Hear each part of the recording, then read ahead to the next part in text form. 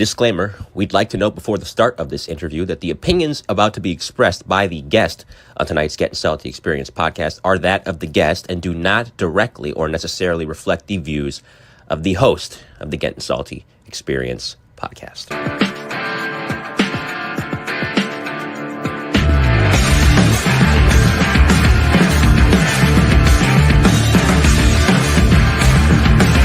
Put the fucking fire out! You're listening to the Gettin Salty Experience podcast. Hello!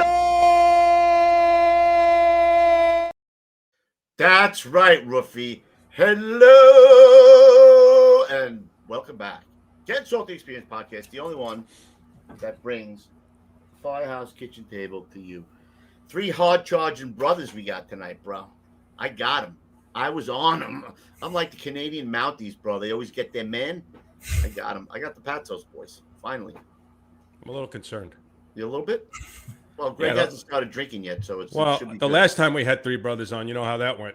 Who is that? Who are the 3 brothers that we got? To go way back in the way back ship, the first year. Yeah. Mikey knows what I'm talking about. No, he doesn't. Who do we Yeah, have? it might have included. Oh my God! Oh, now we remember. This is the story of my life. That was bad. That was bad. You know. Yeah. So Enough said. That's the last time I vomited. I projectile vomited in my living room after that day. Hopefully, we can bring that needle way to. Oh, you gotta bring Yeah. There's only look at the bright side. There's only one way to go, and that's up. You can only go up from here, bro. Look at Mike. He's good. He's filling in for Gonzo tonight because Gonzo is working tonight. Yeah. But that's Describe work. Well, I don't know. I can see him in the back right now with that nice coiffure he's got on there. He's got. He's gotta have the coif. He's gotta have the coif. He does. He's got all. But we got the Patsos brothers, bro. All in busy places. Rescue squads, 90. We got to get the whole how that all came about, how they got into the job, like how that happened. We got to Of course we will. Yeah, but you know what I got to show you first? Of course. Of course I got to do, bro. There you I go. want to thank the brothers for the great response because I am a published author now, right, bro? So get out there and get it. The Warrior isn't back on GettinSaltyApparel.com. I'm doing the shameless plug. I'm just going to let you know, What? you're no longer going to be able to put the book up like that and promote it unless you have a pipe in your mouth. Our author's corner. Yeah. Yeah, I have my book there for sale. Well, it took me about a year to author this and this. And getting good feedback. Thank you, brothers, for going out there and get it. And also, me and Procaccini and Cliffy Harris, we're going out to Indianapolis to FDIC on Tuesday. Booth 10,000. Come out there and see us. You won't. We'll have a good time. And I have one more thing. My kid made this. I got to show it to you, bro. It's awesome sauce. It's good stuff. If I can find it here. So anyway, we carry these things now, bro. I don't know if you guys ever heard of the legacy cards. They're like baseball cards for firefighting. It's the coolest thing in the world. My son made this video, so check it out. You know, I didn't know. Ruffy just told me your wife posted that on Facebook like a week ago. I'm like, all right, I didn't know. No idea. I'll trade you big girl, Freddie Matthews. What did he hit last year? 325. All right, I'll trade you. I'll trade you a Smokey Joe Martin for a Dr. Archer card. Yeah, bro. So if you want to get, these are cool baseball cards. They're called legacy cards. I didn't come up with it. I wish I would have. But we are selling it on the Gettin Salty apparel website. So check it out. And there we go. I'll trade you a Paul Hashagen for. Yeah, bro. Get out there. I just got the 2nd edition, so I will have those out in Indy as well. Come out and see us at booth 10,000 and maybe come out and have a couple of drinks with us too. You never know. There you go. You never know what happens after that. So let's play our commercials really quick so we can get the Patsos boys in here. Absolutely. All the shenanigans start. Indeed. First things first, of course, Mike Dragonetti. When an elevator emergency happens, being prepared matters, and the people trapped inside are counting on you. At Dragon Rescue Management, we specialize in elevator emergency management training, built for fire departments, first responders, and safety teams who refuse to leave preparedness to chance. Our elevator industry, experienced and seasoned fire service instructors bring decades of real-world elevator rescue knowledge, teaching cutting-edge proven rescue procedures and passenger release techniques that put safety first every time. And we don't just teach it, we equip you for it with professional patented-grade elevator rescue kits, polling tools, and unexpected movement kits designed for performance under pressure. DRM also provides custom elevator door training aids that allows you to practice the skill set from our training in the comfort and safety of your firehouse. Don't wait for the next stalled occupied elevator call to test your crew. Get trained, get equipped, and be ready. Set yourself up today at dragonrescue.com because readiness isn't optional. I'm sure I'll see the Dragon Man out there in FDIC. Absolutely. You know what I love about that commercial? Play the first 2 seconds of that commercial. When an elevator emergency happens, being prepared matters. And the people. That guy's got to be shorter than me. See how short that guy is, bro? Love that. I'm like, yes, another guy shorter than me. Excellent. All right, play the next one. My boy, talk about short guys. Here we go. My little paisan here. He'll be out in Indy too. My little paisan, Vince. Vince DiRienzo from Armor Tough. When it comes to firehouses, the floors take a beating. Boots, waters, tools, apparatus traffic, it just never stops. That's why departments like the Gloucester City, New Jersey Fire Department and so many others trust Armor Tough flooring and tile. From the hallways to the training rooms to the apparatus bays, Armor Tough delivers a clean, professional finish built to handle the daily grind of the job.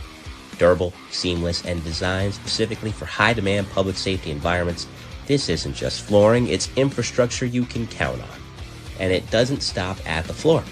Take a look at the Grove's gear racks, built with integrated security features to protect turnout gear, personal equipment, and department assets. Secure storage, smart design, and built to last, because your gear deserves the same protection you provide to your community. If your department is ready to upgrade its space from the bay floor to the gear room, reach out to Armor Tough Flooring and Tile, built for the fire service, built to last.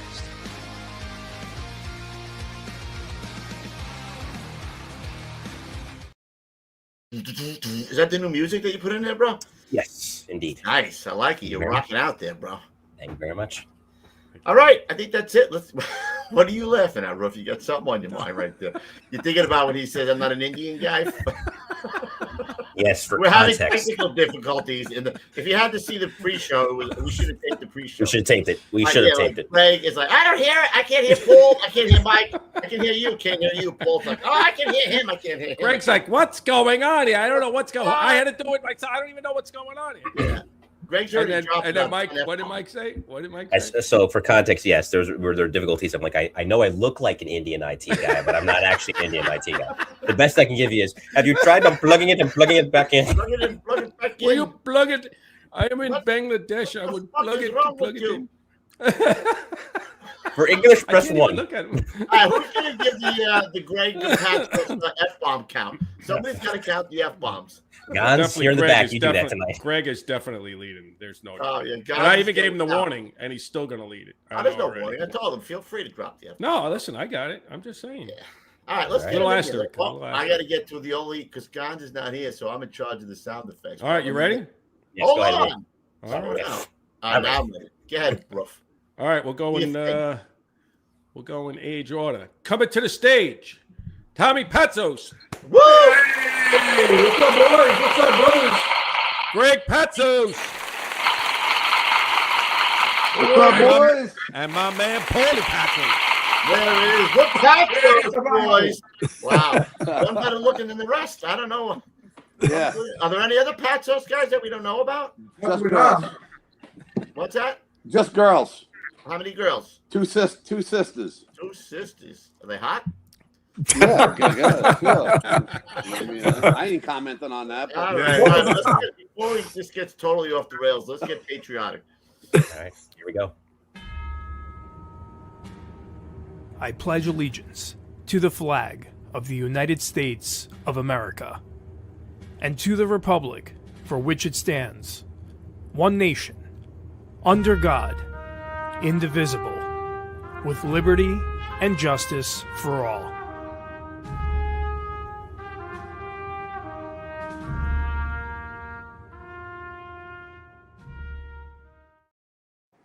Amazing. And thoughts and prayers to our men and women over there.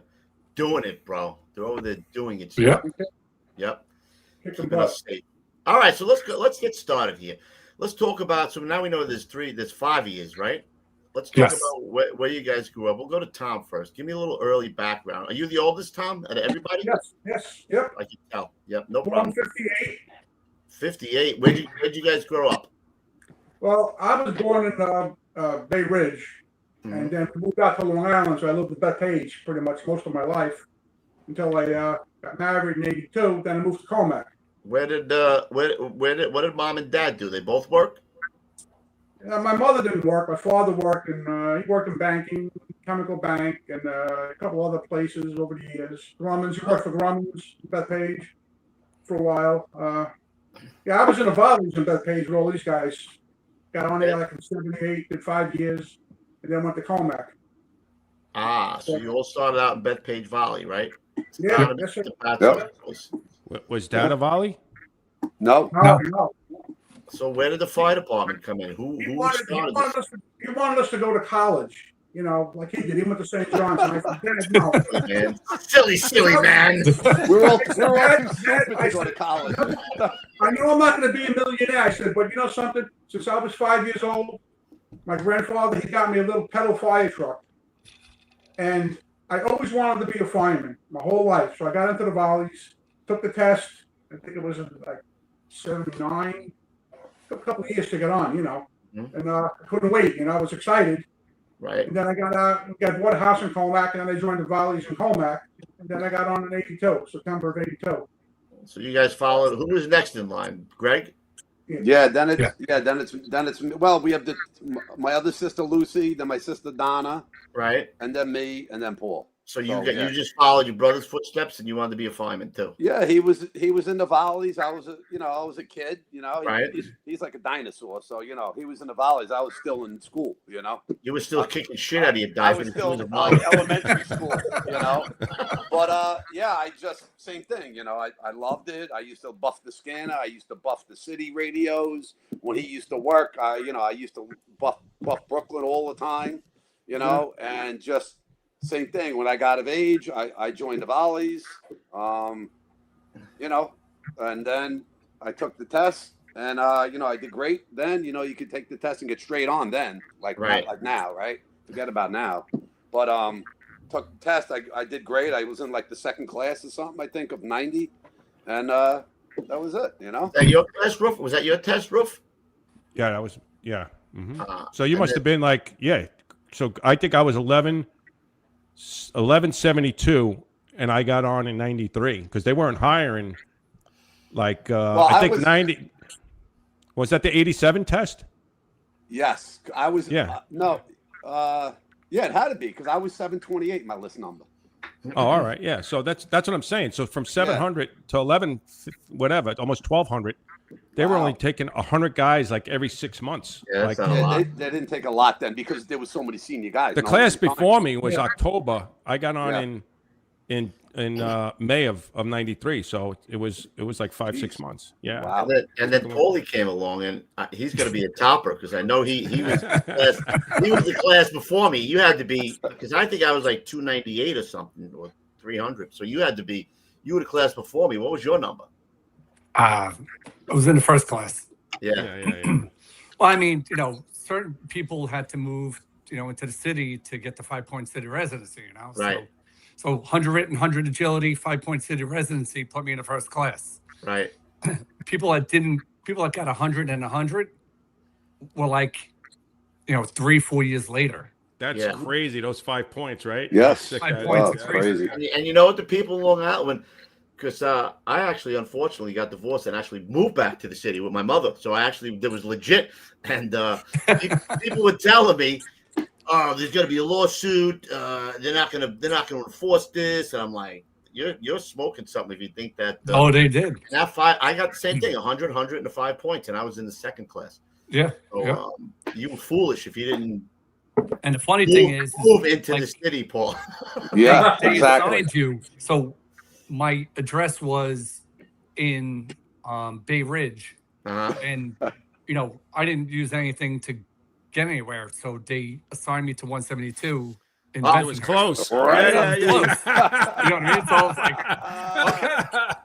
Wait a minute, Big Brother couldn't do nothing for you? What happened? Well, originally, when the first class, they said you weren't going back. You weren't assigned there. They said after your third class, after your third one, you were going to get assigned. We were hired as provisional firefighters at first. Right. Remember? because they had the lawsuit against the guys. So we were provisional firefighters, which means if the lawsuit went through, you could have been canned. Shit. I didn't remember that. I forgot you about weren't that. going back to your first house, so why would you try to Right. Yeah. get Yeah. somewhere? In the And then they beginning, were like, okay, no, you're going back to your first house. I'm like, you're like, wow, oh shit, I could have used that.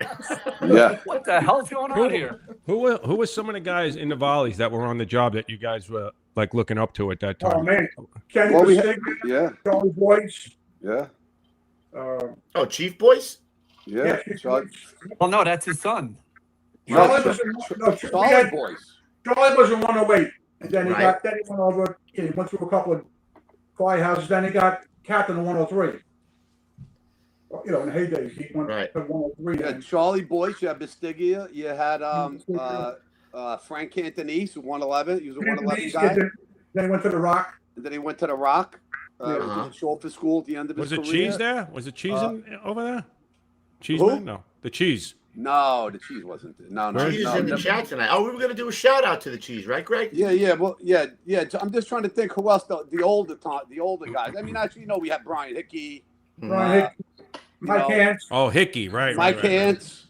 Mike Hance, Brian Hickey. We had a lot. We had a lot of city firemen, and even now, even when Tommy was in, when Paul's in, we've had tons of city guys. I mean, I know everyone knows what the volleys is or whatever, but I'll tell you. Well, that's why I asked, because I think it's important. Like those guys put you, like even if you weren't thinking about it, like you start thinking about it, because those guys are like, hey, bro, you got it. Again, I wasn't a volley, but the more guys we talk to, especially from Long Island, those guys we had put them on the path. in our house. Frankie Durr, Brian Durr, John Castle. Yeah, Castles. Castle. Now you guys had a loaded volley house, bro. Well, we got everyone. You got all the other sock guys too right now. I mean, we got tons of city guys in Bethpage right now. Yeah, in Colmac we had like Eddie Monahan and Larry Schneckenberger was there, and Bobby Ingram. He was in Hazmat. Oh, Bobby Ingram. Yeah, we had him on the show. Yeah. Like guys you would know, like Kyle Laurie, Brian Kyle Laurie, Todd Smith, Richie Wiley, all in Oh Bethpage. my God, all those guys were there too. Oh man, you guys got a Timmy heavy Waddicker. hitting. Tim Waddicker. Oh yeah.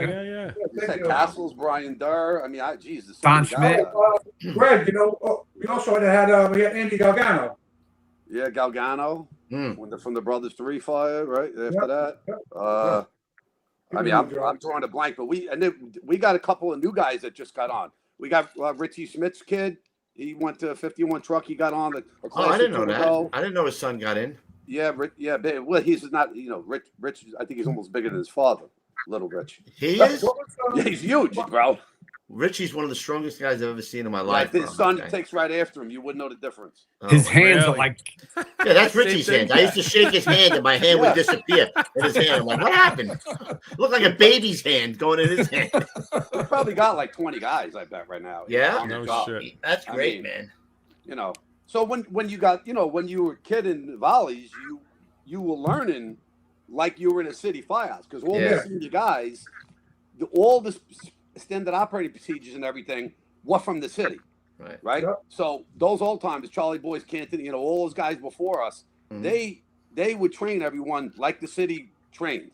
Stretch, the truck companies, the positioning. You had to be positioned, the roof, the OV, blah, blah, everything. You learned the job from the volleys almost. Right. Naturally. Yeah. Naturally, when you got on, you went to that many more fires and everything. You had a little knowledge when you got to your firehouse, but you pretended like you didn't. You put it right. Yeah. That's the whole thing. Yeah. Except in probie school, when you show up with the Chiefs car. Yeah. I knew you weren't a volley, you were a buff. Cool. Let me. Corrado. Let's talk about Corado. I wanted to do that shout out like we forgot. All right, do the shout out to Mike because he's in the chat, Cheeseman. Yeah, Cheeseman's in the chat. So I know everyone watching here. Cheeseman was on the show, Bobby Chuzano. I worked with him for a long time. He's a good friend of mine. He just went through a serious thing. He just had his leg amputated like 2 or 3 weeks ago. So he's doing good. He's coming out of the hospital tomorrow. A bunch of the brothers from 252. Rescue 4, retired active guys are going out to his house, put a ramp together for him. That's the brothers. Yeah, so, tomorrow should be a good day, and he's going to be coming home. We didn't expect him to be coming home when we were doing the ramp. So it's going to be really cool. So, you know, hey, any of the brothers are around, you want to shoot out and have a cocktail or help out, you know, we'll all be out there. I love the cheese, man. Yeah, Love you, cheese man. He's a good man, Yeah. the cheese. He's a good man. I had asked the cheese. I asked these guys, is he going to go back to jiu-jitsu? And if so, if somebody gets him in a leg lock and the leg flies off, I didn't say that. Too soon? Roof, is that too soon? It's a little. No, it's not too soon. It's not too soon. He's probably heard so much. Oh, you aren't saying that, Greg? I thought that was you. Oh, it was me. I said he was going to get a hook leg. Oh, come on, man. That's you killing me. No, leg lock. He can only do the figure 2.5 leg lock, though. He can't do the figure 4.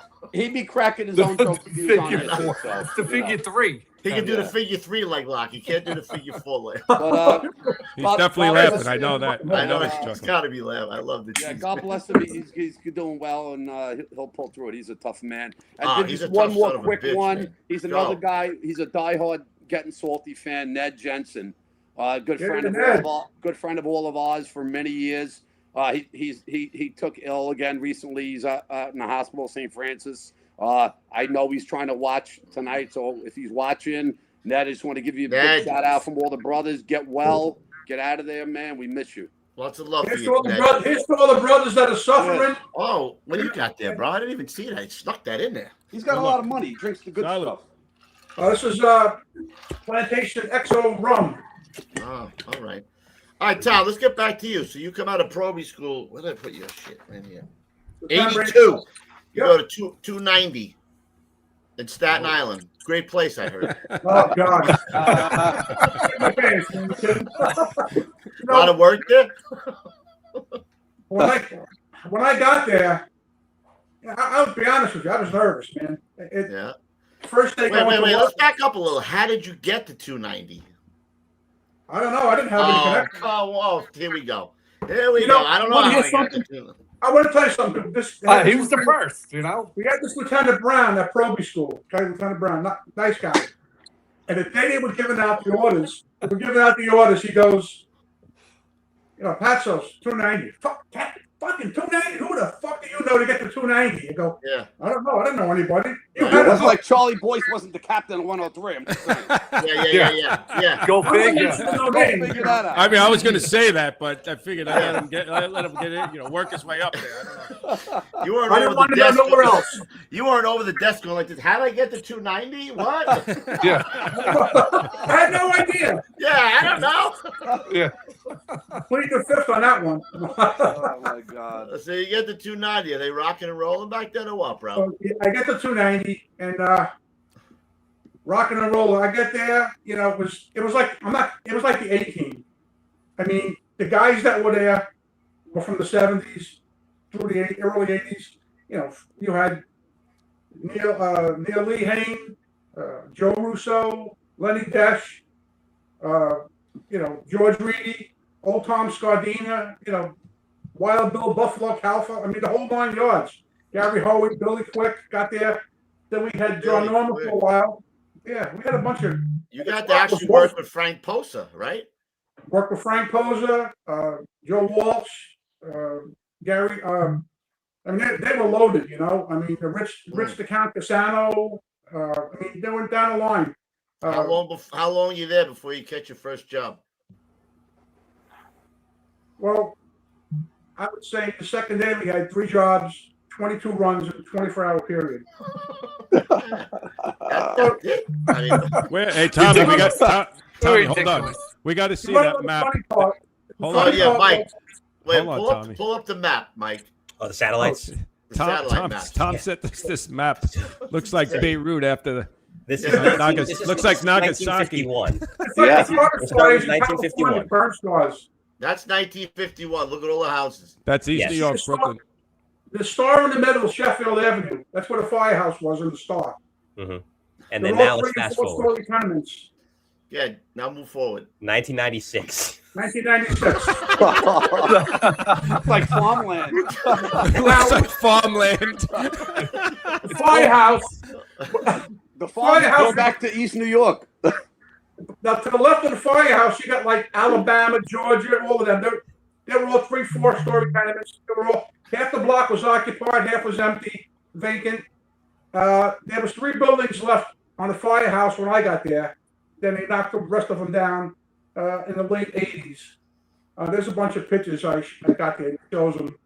But it was hilarious. When I saw that. I couldn't believe that. But when I first got on, the first 6 months, when you're a probie, you're automatically a backup for 6 months. It's still that way. So here I am. Is it still that way? Yeah. So here I am backing up Neil the horse face Lehane and Joe Russo. Who needed the horse face? They did that. So they're all backing up. Why the long face? You're at 290. So they're backing them up. I'm backing them up. I'm the only one with the mask. These guys don't wear masks. So I said, okay, we go to these jobs, 2 or 3 story. He goes in there without a mask. He's on his ground, his stomach. I said, man, he's going to give this pipe up any minute, man, any minute. 2, 3 rooms, smoke to the ground, choking, coughing. Come on, horse, give me the line. He finally go, all right, kid, get down the hall, take care of the last room. I said, what the fuck? Thanks, Colin. I appreciate it. When men were men, Tom, come on. Then Joe Russo, he goes to me, hey, Patos, listen, you want the pipe? I go, yeah. He goes, go to the bodega, get down the corner, bring it back, give the horse the 6-pack, and he'll give you the pipe. He goes, he's jerking me off. He goes, no, I'm not kidding. Get down to the bodega, bring the bag back, go outside. He goes, you got the pipe, kid, I'll back you up.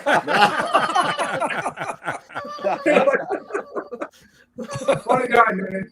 I mean, I'm the only guy with a mask. How these guys did it? Crazy. Yeah, man. Leather lungs, baby. I mean, we say that we get guys on here 80 years old. They talk about riding the back step and no mask. You know, what the hell? The first year from the end of '82 to the summer of '83, we were still riding the back step. Then they changed. Yeah, we were hanging on to that freaking hose. Oh, Mike, where's that picture? When Lenny Dess is driving that rig and he's turning that thing on 2 wheels, man, I don't know how we didn't fall off that damn thing. Wonder how many guys died of falling. Oh my God! Step. That's why they must have changed the orders because they, I mean, we made turns and my feet were off the deck. You know, I'm hanging out. And we didn't wear our helmets. We had them up in the hose bed because we were losing them. And it was the same thing, right? Back then, Tom, it was still turning out like absolute, like your hair was on fire, right? Like maniacs. They floored, those chauffeurs, they're flooring it. You know what I mean? Trying to get first, get it first go. We used to run number 332 all the time. There's no do like first do, Tom. Huh? That's what I say. There's no do like first do, baby. No, gotta get in first do, man. No picture, my bad. Where's the 290 picture? If you're in a shitter, they'll leave you, man.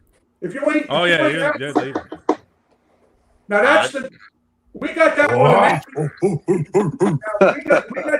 We got that rig in, I think, the summer of '83, and we were using an old '78 rapid water engine, the Mac. I saw that. Yeah. When that one came in, it was always out of service. It was a piece of shit, that American LeJunk. I think we only had it for a year, and we had spare rigs most of the time. Imagine having that door now, that back door, painted like that. Oh my God! Oh, look at that thing. That's the Mac. That's a nice one.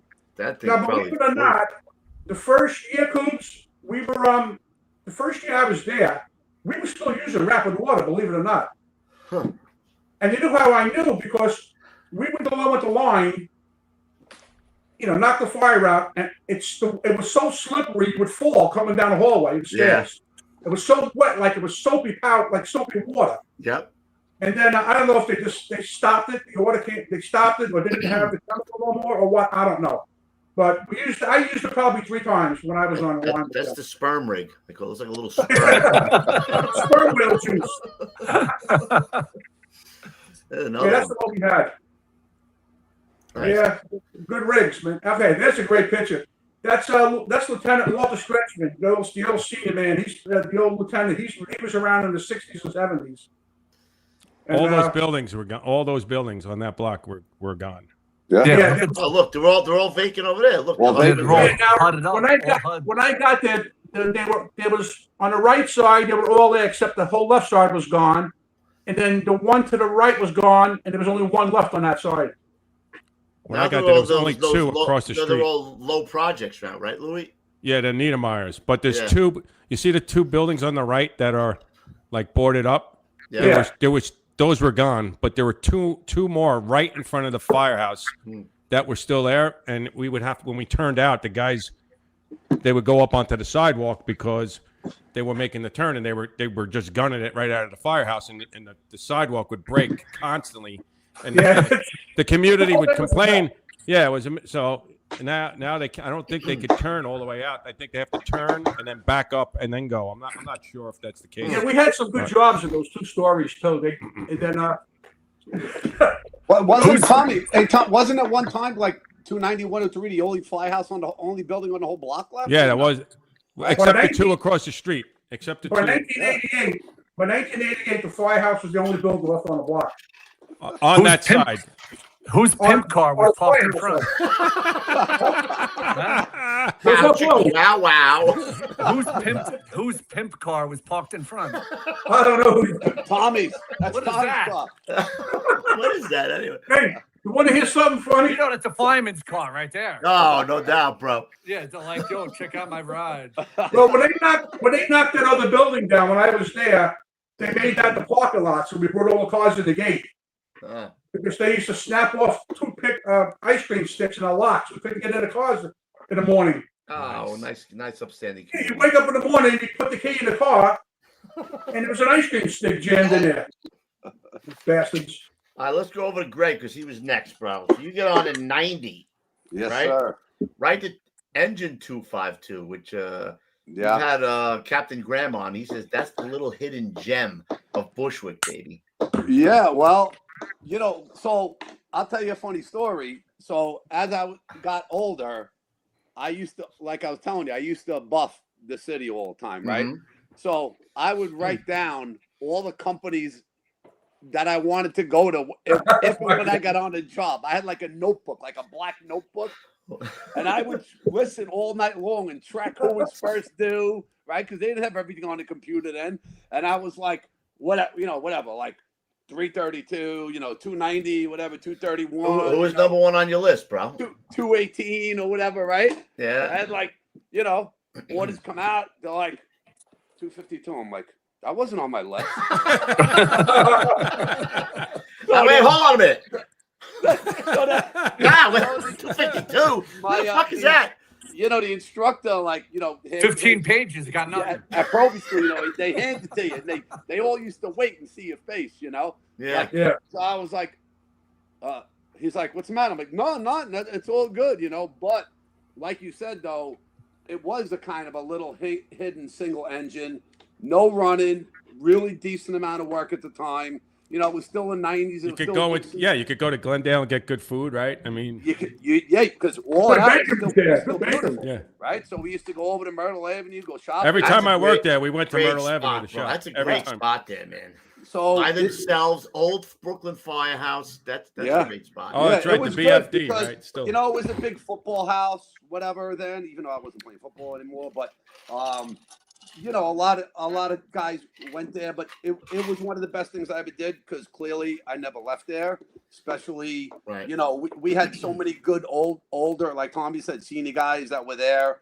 The Ausses when I was there in the beginning, the senior guys. All were there. You had them on. You had the Hargett family, the brothers, right? George, he was a senior guy. We had Mike Wasco. He was another guy. He ended up dying in a boating accident. While we were still working together. He was like a chauffeur. Same thing like Tommy said. This guy would drive that rig 1,000 miles an hour, man. Like right. It's amazing. How fast. I'm sure they're not any different now, but in those days, those old timers, man, they drove their rig like they're driving a Volkswagen. They would feel that engine. It was insane. Like, I don't even know how they got it to go that fast. Yeah. I think he was working on it at night, Turbocharger, flux capacitor. So then basically, was there. And, and then we got word that, they were going to make the squads and stuff like that. Wait. Slow down before we get there, bro. So, you too. How long were you there before you catch your first job? It was my second tour. actually. You son But of a bitch. it was all details, and it was a Queens box, right? So I think Sweeney was driving. I think we had a covering officer. We had two guys from 233, 176. Carrie from 176. He was on the back step. I had the nozzle second day because the only guy in the company basically on the back step. Another detail from the tin house, and it was a Queens box. I'll never forget Stephen Street. It was a Queens box. I know what that is. Right? Yeah. Stephen Street. It was our first 2 box. We turned the corner. It's out square. 3 windows, front door, people hanging out the second floor window, right? I got the nozzle. I go off the rig. I'm like, oh shit, this is a good one, right? I get the line. We stretch the line. Everyone's like, all right, kid, take it easy. You know, the guy's behind. I'm like, all right, we're good. Give me water. 112. You know, we pulled up first due there. Actually, believe it or not, I think it was like 112 then 124. But how the hell did the turtles not get in? No, they didn't. They were What? they're like the 3rd truck on that box, or maybe 4th truck. Really? Yeah. Because they're on Myrtle Avenue. I know, but it wasn't that far. It was like Wyckoff or something in Stephen. But even though it was further back towards. Yeah, it was more towards like 124's area. Yeah. Basically. You know, it was in the middle. It's like literally it's right. 112's firehouse was right there. 277 and us. It's really tight getting in there.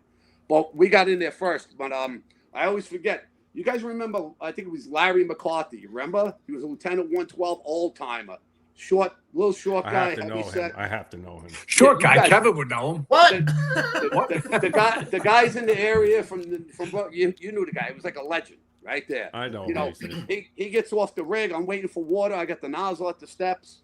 He comes walking up. He's got glasses on, his helmet, his coat's over his arm, right? And he goes, "What the fuck are you doing?" I go, I'm waiting for water. He goes, well, you got to do something. I go, I'm waiting for water. He goes, I can't wait for this shit. And he starts walking up to the stairs. I mean, there was nowhere to go, right? So we finally get water. I literally crack the nozzle, knock the fire down in the doorway, and he's gone, this guy. No mask, no coat on, no nothing. And I'm like, so sick. Holy shit, these guys are off their rockets. You know? And he's like, let's go, kid. What are you waiting for? I'm like, oh, God, you know. I'm running up the stairs, squirting water everywhere like a nut. The other guy's yelling at me. I'm like, you know, let's go, Paul Patsos. I'm trying to put a mask on. I'm trying to pull my boots up. You know, we still had boots, you know. Like, I'm trying to pull my boots up. I'm trying to get the old mask on, you know. He's like, Jesus Christ, what are you doing? That was my first job. Like, it was like my second tour, yeah. Trial by fire, baby. It was a ripper, yeah. 112 pulled out like 2 people from the second floor. Really? Yeah. So I was gonna say, who do you run? You running with 124, 112? What about the other way? Who were you running with the other way? It was 233. Right. Like 233, 176, 230, 120, 227, 214, 111, 222. Yeah, so you guys were running, and you guys were single engine too. 218, awesome. 230. Dude, they're all 277, 112, 271, 124. Right. 230. You know, even 108, 216 sometimes down the other way. Dude, my best frame fires are over by 252 when we were a squad, when they were an engine. Yeah. Like, I must have went to like 5 of them the whole time. Yeah, we're ripping frame jobs. Oh, my God. Like, right around the blocks from the firehouse, we would get there. Right around the block. Yeah. And it would be 3 buildings. The chief would just go, pick a building, and it would be awesome. Yeah, it would be so awesome. Yeah. It was tons of roll frames, man. Like, that was all work. You know, we were good at frames. That's a good rig, too. Was that the rig when you got there? Frames and brownstones. Not like a Mac. Yeah, it was kind of. Yeah, it might have been. Yeah, I love that firehouse, man. That one was definitely not. I think what the second one was. This was the one like Tommy had in 290. That's the one you turned into a squad rig. This one. That was the original one we turned into a squad rig. Yeah. All right, let's go to Paulie quick before we go to you turn it into a squad, because I want to talk about that. Yeah, I'm not going to do it, buddy. Paulie is assigned 72. Get the list going. 95, and he got 172. We talked about that, right? He didn't have the coat on because it didn't fit. I guess he was a chubby guy, maybe, that lieutenant from 112. Who? Right? McCarthy? Talking about, yeah. Yeah, he's a short guy. Yeah, chubby guy. Yeah. What, you know? No, Patty Lee from 124 just said he didn't have the coat on because it didn't fit. I'm sure it did, man. I'll tell you, that guy, man, no, as long as he worked there for as many years as I worked with him, the guy never had a coat on. Caratu never had a coat on either. Ronnie Caratu was another one. I think it was all those guys in 112. Yeah. You know. All right, so Paul, because you picked where you live, you went to 172. Yes. Right? You catch any work there or what? Caught some. Yeah. Took a little while to what are they? Tower ladder or sticks? 95-foot tower. Oh, 95. Wow. 95. Wow. Yeah. Well, who are they in with? We went around to see a bunch of surrounding drowns, Ah, all right. Any good first do work? Not too much. No. When I was there for about a year. So. Oh, so you did the full year because we were talking about this. You did the rotation, right? We both did the rotation. Yep. Right. That was the very first rotation. They didn't even know what was going to happen, right? How long you go for? You coming back to your firehouse? What are you doing? Yeah, right? We were like nomads. Yeah. I thought it was actually cool though because you got to see different parts of the city, and maybe if you got stuck somewhere, maybe you could go somewhere but you else. met so many different people too, which is great. Yeah. But once you started fitting in, it's like time to go. Yeah, yank your tooth out. Let's go put another one in. Yeah. So, yeah. So your second stop, you went to 299. Yes. So I don't know if we should talk about it. We had a little thing with 299 and 152, didn't we? At one time. No. That was the other company. What? What with the Grab? Yeah. Yeah, no, that wasn't one. They weren't first to 152. Who was it? What company am I thinking about? The next one. Don't say it. Don't say anything. I ain't saying it. All right, good. All right, so anyway, what's the matter with you? Oh yeah, what company we had the problem with? Like, yeah. We didn't say what the problem was. Yeah. We don't have problems. Yeah. No problems. Yeah. So you go to 299 after that. Yep. And they're on Utopia, right? 299. Utopia Parkway. Yep. Right. Did you catch any work there? A couple jobs. Yeah. Something good. Caught a really good engine job there with a taxpayer. Ended up, part of the roof collapsed, messed up. They're getting a little more work now, I think. They're getting a little sketchy. Yeah, supposedly they're doing pretty good now. So, yeah, all good, man. I had a good time there. Yeah. You know who's doing a lot of work is 273 and 129. Yeah, I've been seeing that. What the heck's going on? Work lately. I don't know whether the work's coming up to them, but it's crazy. They're busy. So, 299, you catch a little bit of work, and then before you know, let me ask you a question. When you go, this was the whole thing. Like when you went, when you first went to your first place, you had your first front piece. Then you go to another place. Did you have your front piece? Did they give you? That was the whole thing. Like, should I wear their front piece? Should I wear the one from where I'm from? Yeah. What do you take? You take the freaking emblem off, and just go with the blank. You know what I mean? Here, let me put a piece of paper. So did you put the 299 on after, or did you have the one? I think they gave one as soon as I got there. Yeah. Yeah. So. Yeah, so when I first got there, 67 inch, and I ended up parking. There was no parking anywhere. So where are they? 67. First of all, it's what was that context. Where is 67 engine? Well, 171 in Audubon. In the Heights, right? Washington Heights. Yeah, Washington Heights. Who are they with? Single engine. Single engine. Okay. Yeah. So I pull up in front of quarters. There's nowhere to park. I pull, a couple. There's still nowhere to park over there because I go to the armory with my daughter to go running over there. It's incredible. So I get out of the car and I'm like, what the heck? Dude, and where am I?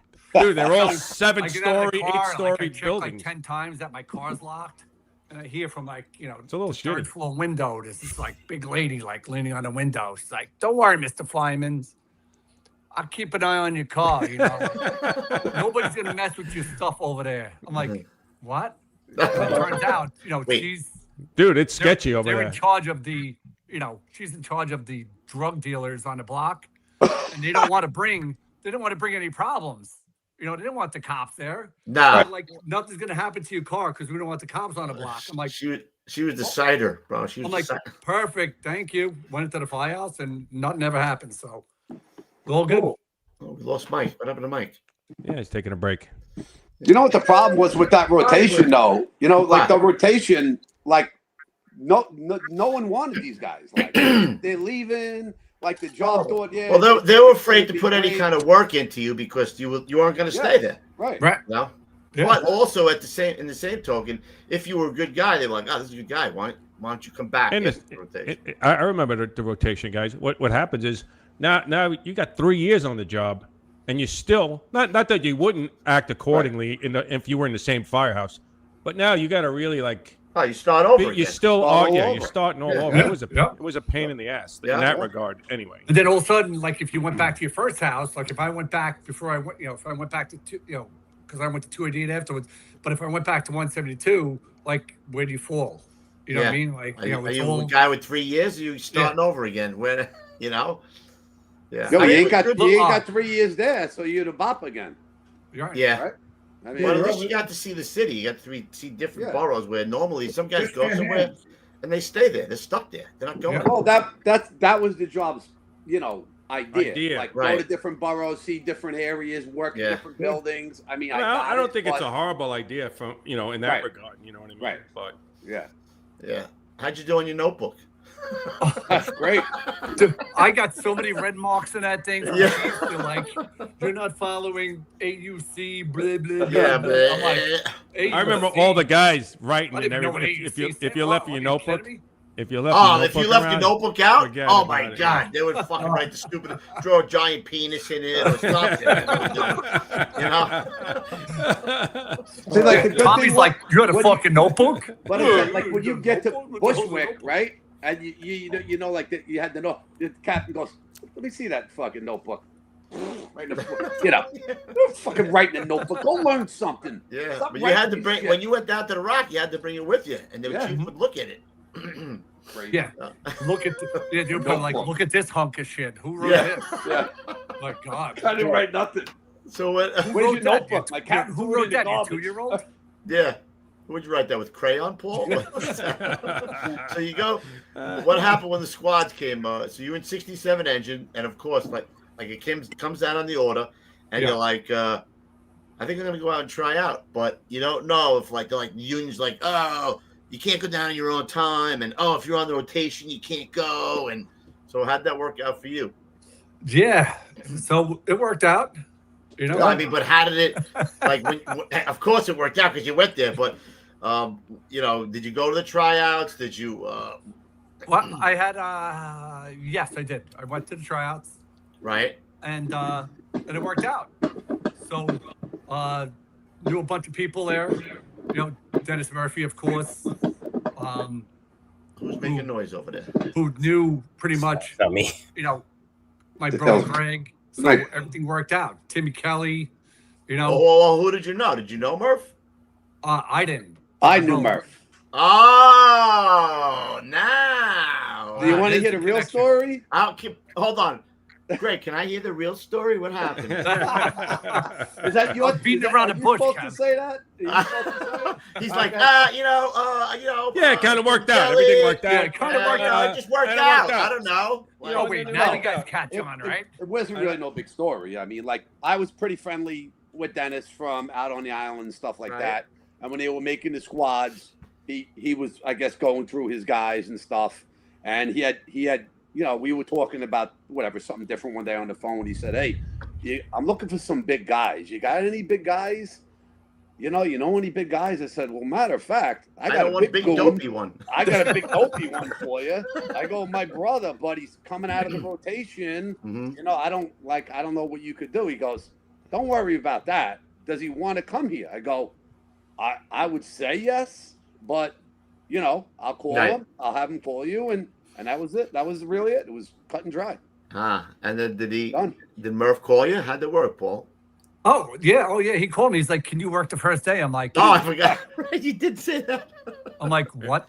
It was me. Look at that. Paulie was the first guy that I saw. Day. Oh my! Wait, that was your first rig? Yeah, man. Yes. That was way worse than ours. Yeah, Mac 88, I think it was, right? Roof in 88. 88. Yeah. Yeah. Wow. That's what it looked like when we first did it, and then I gotta tell you one thing: the thing moved like a motherfucker, though. Man, that thing flew. Oh yeah. Billy Quick had that Halligan's flying off that thing every other tour, man. Oh, Quick. The Hearst tool. Billy Quick. First Yeah, tool, yeah. everything would fly off that thing. He would go so fast, Dude, man. I love that guy. He's a maniac. Right? He was a maniac.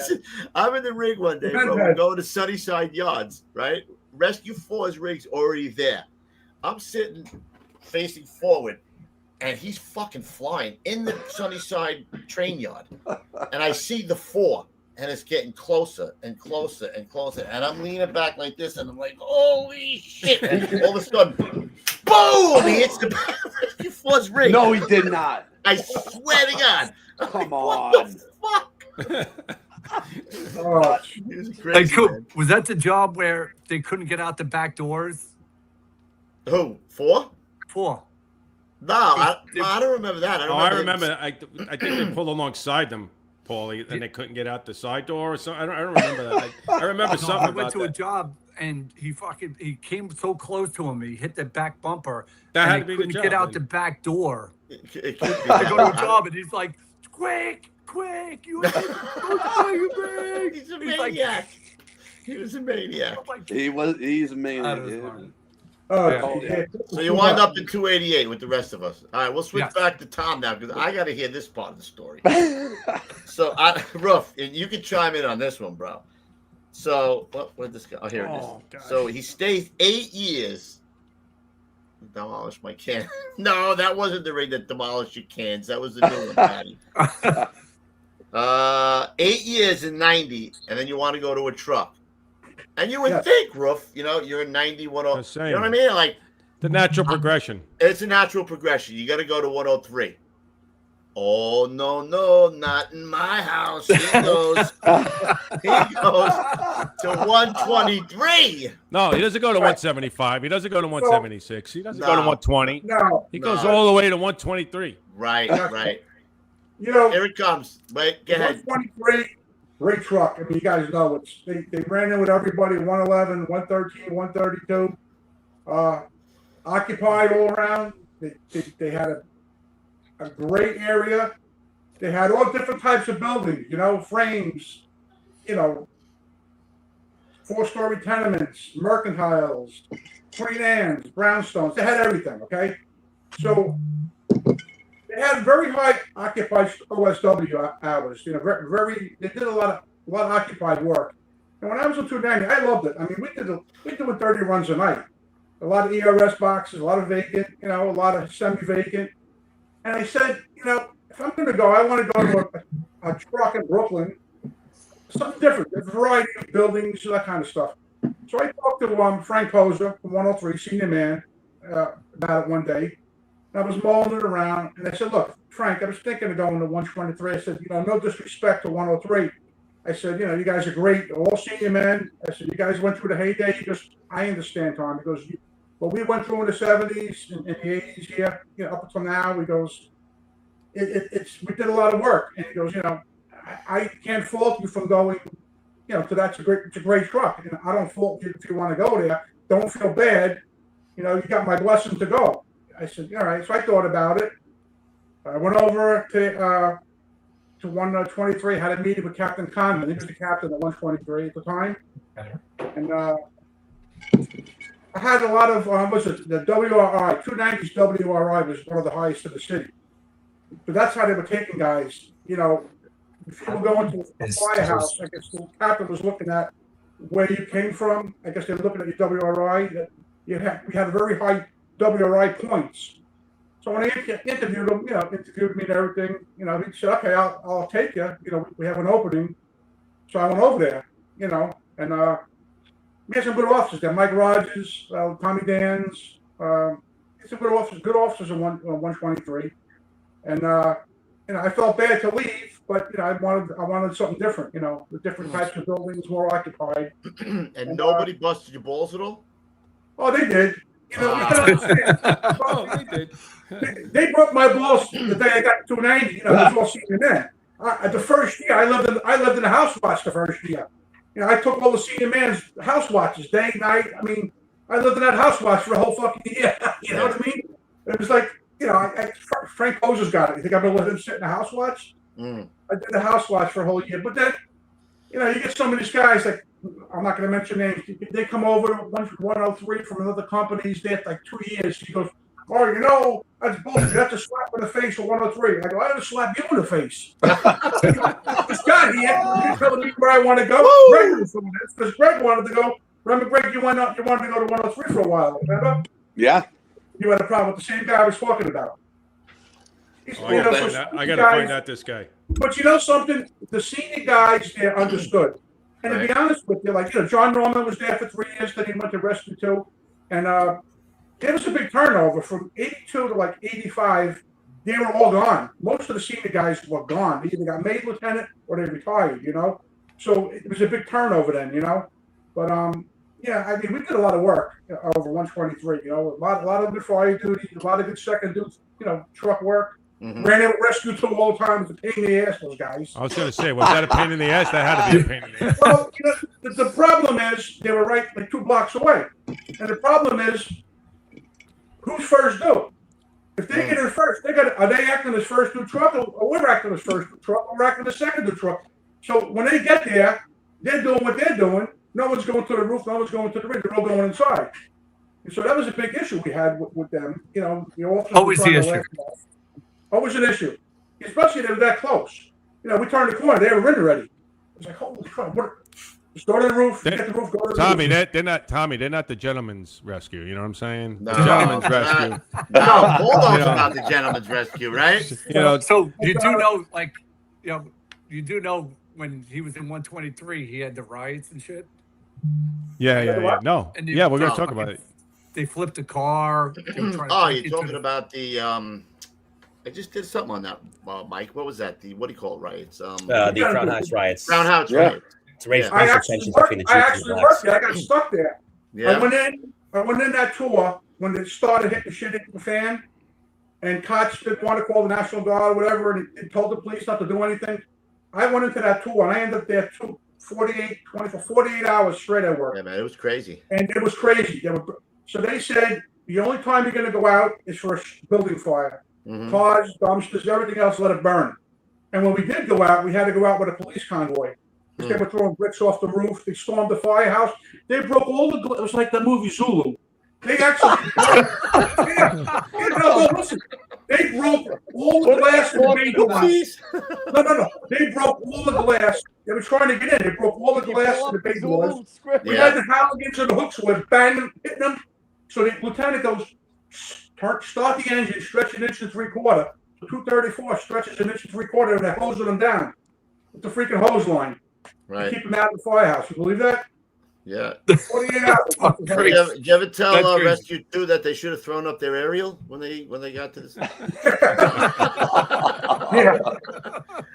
Sorry, Bobby Gallione. I love you, buddy. Just breaking your ball. Yeah, no, it was a good. There was a good truck. A lot of good guys there. A lot of senior men, and they had really good fire duty there. Nice. Like I said, no matter which way we went, we caught work. 111, 13, 132, height of storm, all that stuff. Yeah, it is right in the middle over there too. Storm. I want to tell you, Greg, bro. I just want to tell you something really quick. You're talking about Billy Quick. Oh, I love that guy. When he was at 290, quick funny story. So we get it's like 1985, I think it was. So we get a probie. So a new guy. And we get a big rubbish fire next to the firehouse where the vacant was. It was torn down and all kinds of shit burning there. The truck was out. So we pull the engine out. And Lieutenant Wenger goes, Patos, pull the 1 3/4. Billy, show the probie how to use the stand, the deck gun. Okay, okay, fine. So I'm talking to Wenger, stretch the 1 3/4 line. Next thing you know, we're coming around in front of the rig is Billy Quick holding a fucking stand with 2 2.5. He goes, ladies, charge the line. He goes, quick, you fucking asshole. What are you doing? He goes, I can handle it. I got it. Because you ain't holding that fucking deck gun with 2 2.5. Put the fucking thing back on the stand. Remount the thing on the stand, please. Put it back on the fucking rig, on the mount. What the fuck you doing? I go, he might have been able to handle it. If I had to pick one guy, it would be. Are you fucking Rambo or something? Those guys who don't know what Billy Quick looks like, he is the biggest, hairiest, missing link. He's a Sasquatch. Sasquatch. Big barrels. Hey, Paul, do you remember the time we did the drill in the water tunnel? Hilarious. Yeah. We come out and Quick is in his underwear with no shirt, sunning himself. I always did that. How about we shaved in his back? Squat 288. 200 feet. Oh, right, that too, yeah. And then we go to the volleyball. The volleyball. I have that picture. volleyball. I think I have that picture. Guys, please stop shaving stuff into his back. Like he was always causing trouble. Come out butt naked and act like an ape. Paulie, what did he used to say? What did he used to say all the time? He used to say, mountaineer, light beer drinker. I forget what firefighter, mountaineer. You know, he had pictures in his house of him hanging from like a cable. He used to do all sorts of mountains. Like he climbed every mountain there was. I think. Yeah, he's a He nut. was always into mischief. Like he'd always burn the Christmas tree in the firehouse the day after Christmas. The thing is roaring, burn all the wires off the ceiling. He'd go next door, get a 55-gallon drum, bring it back to the kitchen, load it with wood, brought everybody in the kitchen, lit it on fire, and said, "Let's see who stays in here the longest." Bang to the floor. Guys are puking. They don't want to leave and be embarrassed. Charlie Boyce comes down yelling and screaming at everybody. What the fucking firehouse? Why is it burning? I remember his ringtone for his wife was the Godzilla. Oh, yeah. He was out of his mind, bro. But that was the guy you want coming for you, right? That's the guy. I tell you, I say all the time. He's definitely in the top 3. I mean, could be. Yeah, but he's probably the guy that got you there. That's what Neary says all the time. Neary used to say that all the time. Yeah. Let's talk about the moments leading up to them talking about 252 becoming a squad. Yeah. So, well, I mean, might as well spill the beans now because. You know, that was Commissioner Feehan, God rest his soul, right? Right. Like that was his baby pretty much for the most part. Johnny was there at the time. Yeah. Right? Well, yeah, exactly. Right. So how do you go wrong, right? So you leech on to Johnny Feehan, you know, and you know, his dad made it happen. There was a bunch of rumors going around who was gonna, you know, like then when Feehan comes there. Oh yeah, it's happening. Right? That wasn't his first stop, though, right? Where was he first? Feehan? John? 235. He went to 235. John was in 235, yeah. And then he came to 252, right? Yeah. And then, oh my God, look, 252 is going to be a squad. How'd that happen? Yeah. Oh, how did that happen? Yeah. I didn't know nothing about that. I'll tell you, he was a good man. You know, John's father was, hey, he was the job, right? He was a great guy. He was great for our job. John's still working. He's battalion in 2-8. 2-8, right? yeah. 2-8, yeah. Chief in 2-8. We talk once in a while. He's hard to get a hold of. We had a lot of laughs with him. Rob McDermott. We were like the Three Stooges.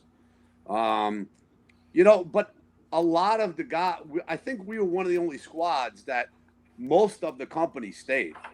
Really? Like, so we I think 19 guys stayed. Wow. And everyone, and I think maybe 2 or 3 guys left. They're just like, we're not doing this training. They had too much time. They're like, and they, some of them moved on, and some of them just retired. Like at that point, right. But we had 19 guys, and then you got the 2 top prospects. You got Norton, and we got Tommy Quebec, right? And we got Quebecers too, and you got the Cheese. Was the Cheese there then? No. Originally, I think Tommy Quebecus came.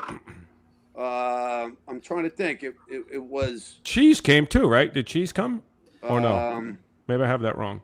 I don't know if Cheese will tell us. Did Cheese come right away? Cheese, did you come right away? He's in the group. He's got nothing better to do. He's sitting in the hospital. I'm pretty sure he did. Cheese, I think he can't did. run nowhere. Yeah, I think he did. Too soon? Yeah, because Cheese was in. He was Love in. you, Cheese. Toenails. Yeah, I think it was. Yeah, because he was at the. He was at the. I think it was Tommy at the thing at the Rock. Norton, Cheeseman, Hank Freed. Oh, Hank Freed. Freed's a good dude too, man. What about Conway or whatever his name was? He was a little nutty.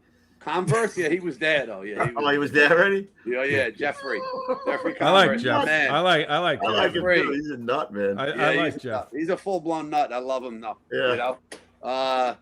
Who am I missing? Sweeney? Well, Sweeney was there. Richie was like senior guy in 252. So he was solid. So TK. Shit, who am I thinking? I'm missing somebody. Hank Free, Richie Myers. I don't know. Was Richie Myers in 252? He came. Yeah. Richie came to 252. Okay. Then he went to Rescue 2. Then he went to the Deuce. Yep. Yep. Yeah. Did the bosses stay? Then we had Rasweiler. Yeah. He stayed. No, the bosses all turned over. Rossweiler wasn't there before that? No. No. He got there. He was another one, I think, got there at the.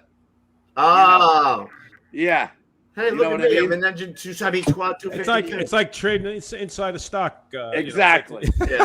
All insider information. All of a sudden, all these guys would come into the engine. I'm like, something's happening here, something's going on here, Then we heard rumors, and then boom.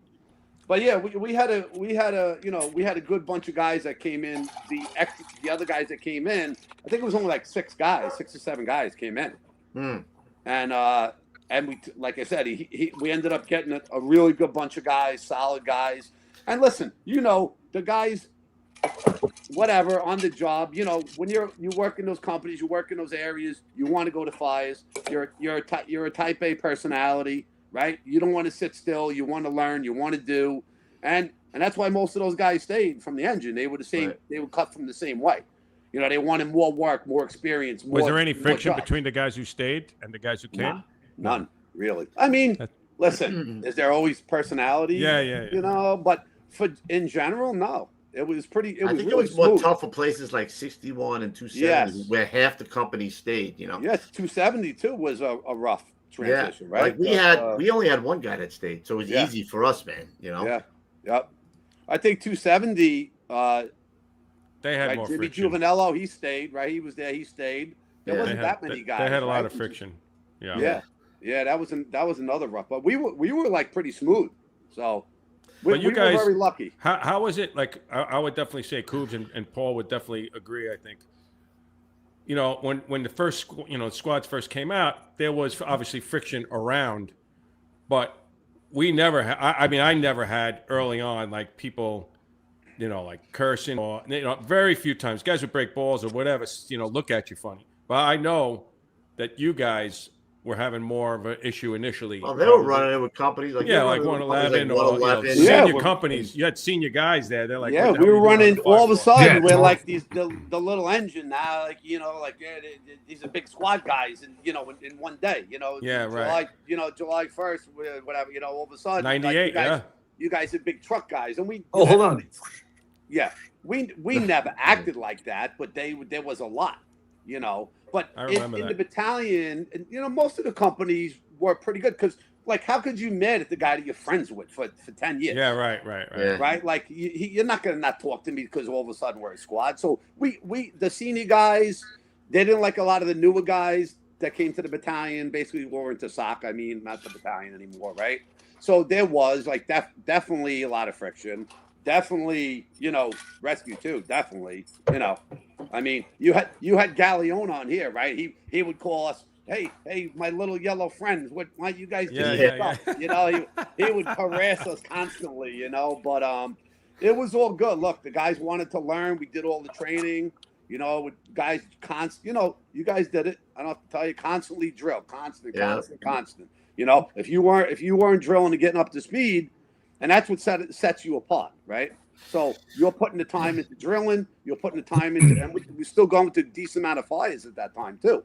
So it wasn't like you didn't know how to pull a seal and you didn't know how to force a door. That stuff was like easy stuff, right? It was just where you're going to go as the squad now. It's not, you're not first due, you're not second due. A lot of times you'd be on the fire force somehow, and then that's when you get into it with the first due truck or second due truck. What are you guys doing here? Because we were never there. Right, like especially like in Bushwick and down in by 108 and 216 and all the way down by Greenpoint, right? Like we would beat Rescue 2 and down there most of the time because we were just closer. So, about the depression meal? Yeah. Who wrote that? That's Will. That's Glenn Fish. Fisher's son. Yeah, it's Glenn Fisher's son. Oh yeah, Fisher's son Fisher. We called him Shrek, his father. By the way. I bet your father never told you we called him Shrek. Yeah, but yeah, man, it was a nice transition. It took a couple of years. You know, the first night tour of 252, we had the Atlantic Avenue fire, right? Wow. We got That's the one that relocated. pictured you and me. We got That's the one that pictured, right? What's that? We were there, 123. Yeah, Atlantic Avenue. So Yeah. me and John Feehan, we actually, because we were loaded up, we had the detail. We were working in, I think, 55 truck in the Bronx, right? And then Atlantic Avenue hit. Mm-hmm. And they did a good job there. You know, they were on the line, and you know they were helping dig everybody out. The chief put them right to work as a squad, even though it was literally like, I think it was like 4 or 5 hours before midnight. You know, I don't recall what the chief was. Like I said, we were detailed to the Bronx. We went up in the division. We were listening, but the chief put them right to work, and the guys did a good job. You know, they as best they could, right, under the circumstances, like everyone else there. But that was the first real, and it was a doozy. They threw Squad 252 right into the frying pan with that run. Yeah. You know, unfortunately, you know, it was what it was. You know what it was? I was just telling us on somebody else's podcast. Part of the problem was the Chiefs didn't know what to do with us at the beginning. Yes. Like, oh, it's a squad. What am I supposed to do with these guys? The engine, the truck. What am I doing here? You know. Right. It took a long time for you to earn your stripes with them before they. There was times we got there first. Yeah. And the rescue would show up a minute after us, and they would put the rescue to work because the guys didn't know what to do. You know what I mean? They knew what to do with the rescue, but didn't know how to use us. Yeah, exactly. Yeah. Yeah, a lot in the beginning. Definitely. You would be Rescue 2, and all right, Rescue 2 would come up, whatever, you know, move below, whatever, you know, and down in, you know, you're standing there like, in you know, bright yellow shields, you know, Rescue 2's walking by, and the people hanging out the windows like, Chief, there's someone, nope, don't you move, Rescue 2, go get him. Like, I'm like, son of a bitch. You know? that was a little frustrating there for a while, but like you said. Yeah, you had to pay your dues, you know, you had to pay your dues. Correct. You got to pay your dues. So, Paulie, tell us about the first day because Louis was there too. Yeah, that was. Hold on, Paulie. That's my guy there on the left. There, yeah, that's Big Paulie, man. Paulie McManaman. He just passed away a couple years ago, man. Awesome, fucking dude, man. Yeah, Paulie was one of my best friends, and my brother Paul. Paul worked with me and Paul on the side for years. Love that guy, man. You know, his daughter just got married. We were just in Virginia for a wedding for his daughter. We're still tight with his wife, Jen. Yeah, we missed that big guy. Who's all the way on the right? That was Makla.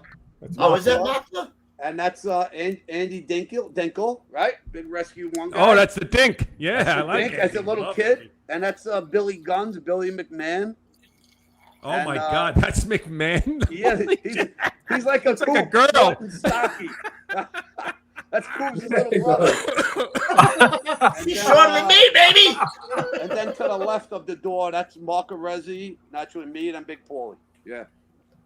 Yeah, Paulie was when I was getting out in 1920. He was working down at Sock Island. Yes, and that was before. Yeah. I was there that morning when they were waiting. He was, we were in the same group. She worked straight 24. It was like nothing, And I leaned on him for everything. He was such a great dude. Yeah, and I became close with him. We would do like side, we would do construction, and we'd be doing like 12-foot boards, him and I, and he'd be like just hit it up to the ceiling. He could do. Zing. He made my job so easy down there, and then I found out that he had fallen in the bathroom or something that morning. He was coming to work, and his wife, he fainted or whatever, and I guess they rushed him to the hospital, and they found out that he had freaking a tumor in his head. Yeah, and, that was within a year, right? Same day. That was Friday. The Friday he worked with us. Friday. He worked with us. That was Saturday. He was morning. up on the top of our work truck. It's a big freaking box truck. Putting the ladders up there, strapping them down, and getting finished, finishing up for the day. He goes home. Boom, falls. I'm like, if he fell off the fucking truck, he would have been dead right then. You know what I mean? Like, no, because he said like Fridays we have a couple of beers, right? Like after where we parked the truck, so we grab a couple of beers. So he was like he always sweated. Paul sweated he's sweating a 4 or last 5 like that, shirts a day. right?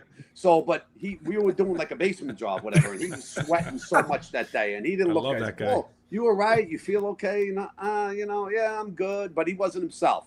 And then we parked the truck. We're like, all right, come on, we're gonna go get a couple of beers. He's like, no, I don't feel good. I'm gonna go home. And then I was like, all right, what's the matter? And I just don't feel good.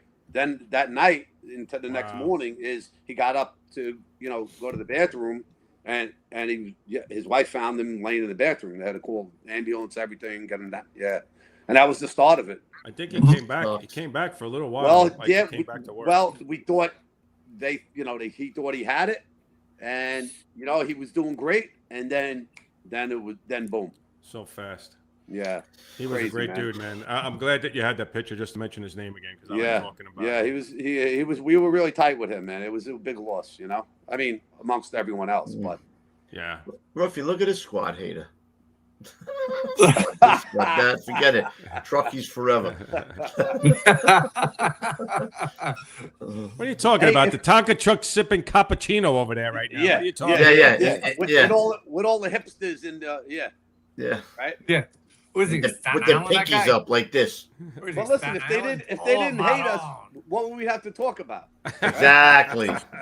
I love when they hate us. We feed on hate, bro. I love hate. I love it. I've been hating my whole career, for God's sakes. He's like, oh my God, I like gotta you. freaking email somebody, or I gotta go on social media about something. What? Stop. What? All right, so let me go over to Tommy because he does how many years? And I thought we were going to Paulie. Wow, go to Paul. I did have a question for Paulie. What was it? 288 Coops, the first day to 288. Ah, right, because Greg took over the whole scene. But go ahead, Paul. Tell us about the first day in 288. Yeah, awkward. Yeah, like major awkward. You know what I mean? Like you walk upstairs to the kitchen, and it's like that. Everybody's looking like you're a freaking vampire. Like who the hell is this guy coming in? I'm like, yeah, hi. We're relieving the old engine. Like none of the guys in the engine. Yeah, it's the last door. So they're all leaving. Like lasers, like laser. They were taking the pots and pans. Like they weren't leaving anything in the firehouse. Oh my God, it was weird, man. It was nothing. Paulie was the first guy I met.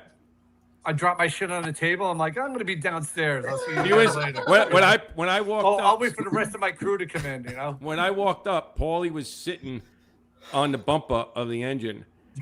And I was nervous because I didn't know what, and I remember introducing myself and we shook hands or whatever and we started bullshitting. He's like, yeah, dude, it's a little weird. Like, we got to wait for Murph.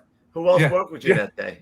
It was awkward, because everybody in the house, you had hazmat in there and engine 288 at the time. And here we come in like, hey, what's up? We're here. So what do you mean? You came in when the other guys were still working, the engine guys? Before yeah, we relieved them. Change a tour, the night tour to the day tour. So that was their last 0900. The squad was relieving the engine. The squad and the engine was still working the night tour. Oh yeah, right. See, that's awkward. But it was that problem really. It was a total shift change. Nah. Like there was two guys that stayed. Who? Yeah, it was Tito and Weinstein. Well, yeah, but Weinstein had cancer, so he never showed a day in a firehouse. So it was just Tito. Yeah, technically. Yeah. So who else was it? You two, Murph, Hank, and who else? I'm trying to remember. Yeah. Dude, all I remember. I got there early. I'm like this. The first one in the kitchen. I'm like, what's up, fellas? I remember the first box. I'm not going to say any names, but there was a guy that eventually worked in Rescue 1. I'll say his name, Mandeville. I don't care. I didn't say it. I said it. That worked the last He was like, oh, the squad is here. That worked the 6x9 tour. Yeah. Wow. Yeah. I've hit him with that a few times. I'm not afraid. Yeah. No, you should have done, Paul. You should have went up there. And he was the biggest mofo. You should have went up there and said, right, he was the biggest ball breaker. Locker am I taking? Right, yeah. bro? You? Whose locker am I taking? Mud dogs, right? What were they, the mud dogs? Maspeth Mutts. Maspeth Mutts, right? So they ignored you, huh, Paulie? Oh, look at Ruffy. Look at Ruffy. Hey, I think you got that's it. That's down at the Trade Center, as a matter of fact. Is that really at the Trade Center? That was on the yes, the west side on the river, right there. Yeah.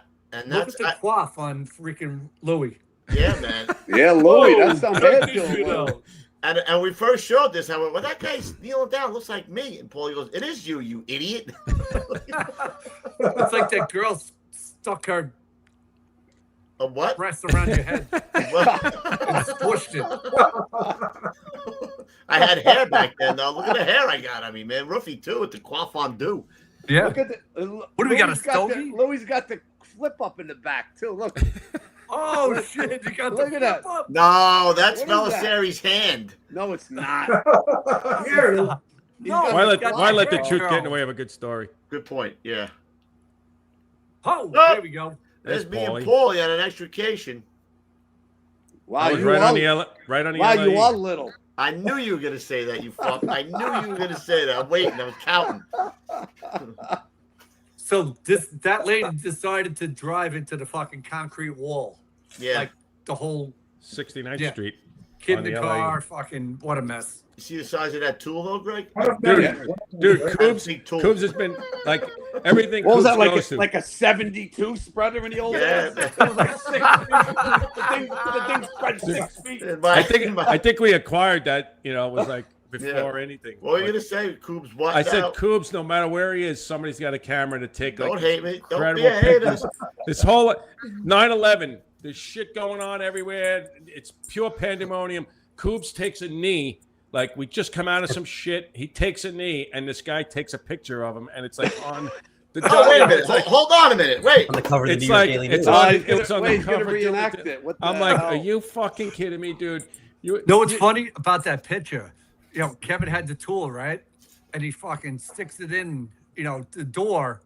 And I'm like, dude, you got to bring it up about 2.5 feet to the native pin. He's like, what? I'm like, dude, you're below the car. You got to bring it up like 2 feet so you can get to fucking right around the native pin. He's like, holy shit, I'm so short. I didn't get it, man. Oh, I heard it was short. What happened? Put that other picture up, Mike. The one from 9/11 where we're sitting. Not that one. The other one. Okay. Paulie's in that picture too, I think. Let's see. This is, you said this is after 9/11. I always feel weird when I look at this picture because we're like, who's that? Oh, yeah. that's Greg. Yeah. So, Yeah, That's a young so Greg. guys, that's this a young picture Greg, here. yeah. That's when I was good looking. Look at me now. So this picture here, right? Yeah.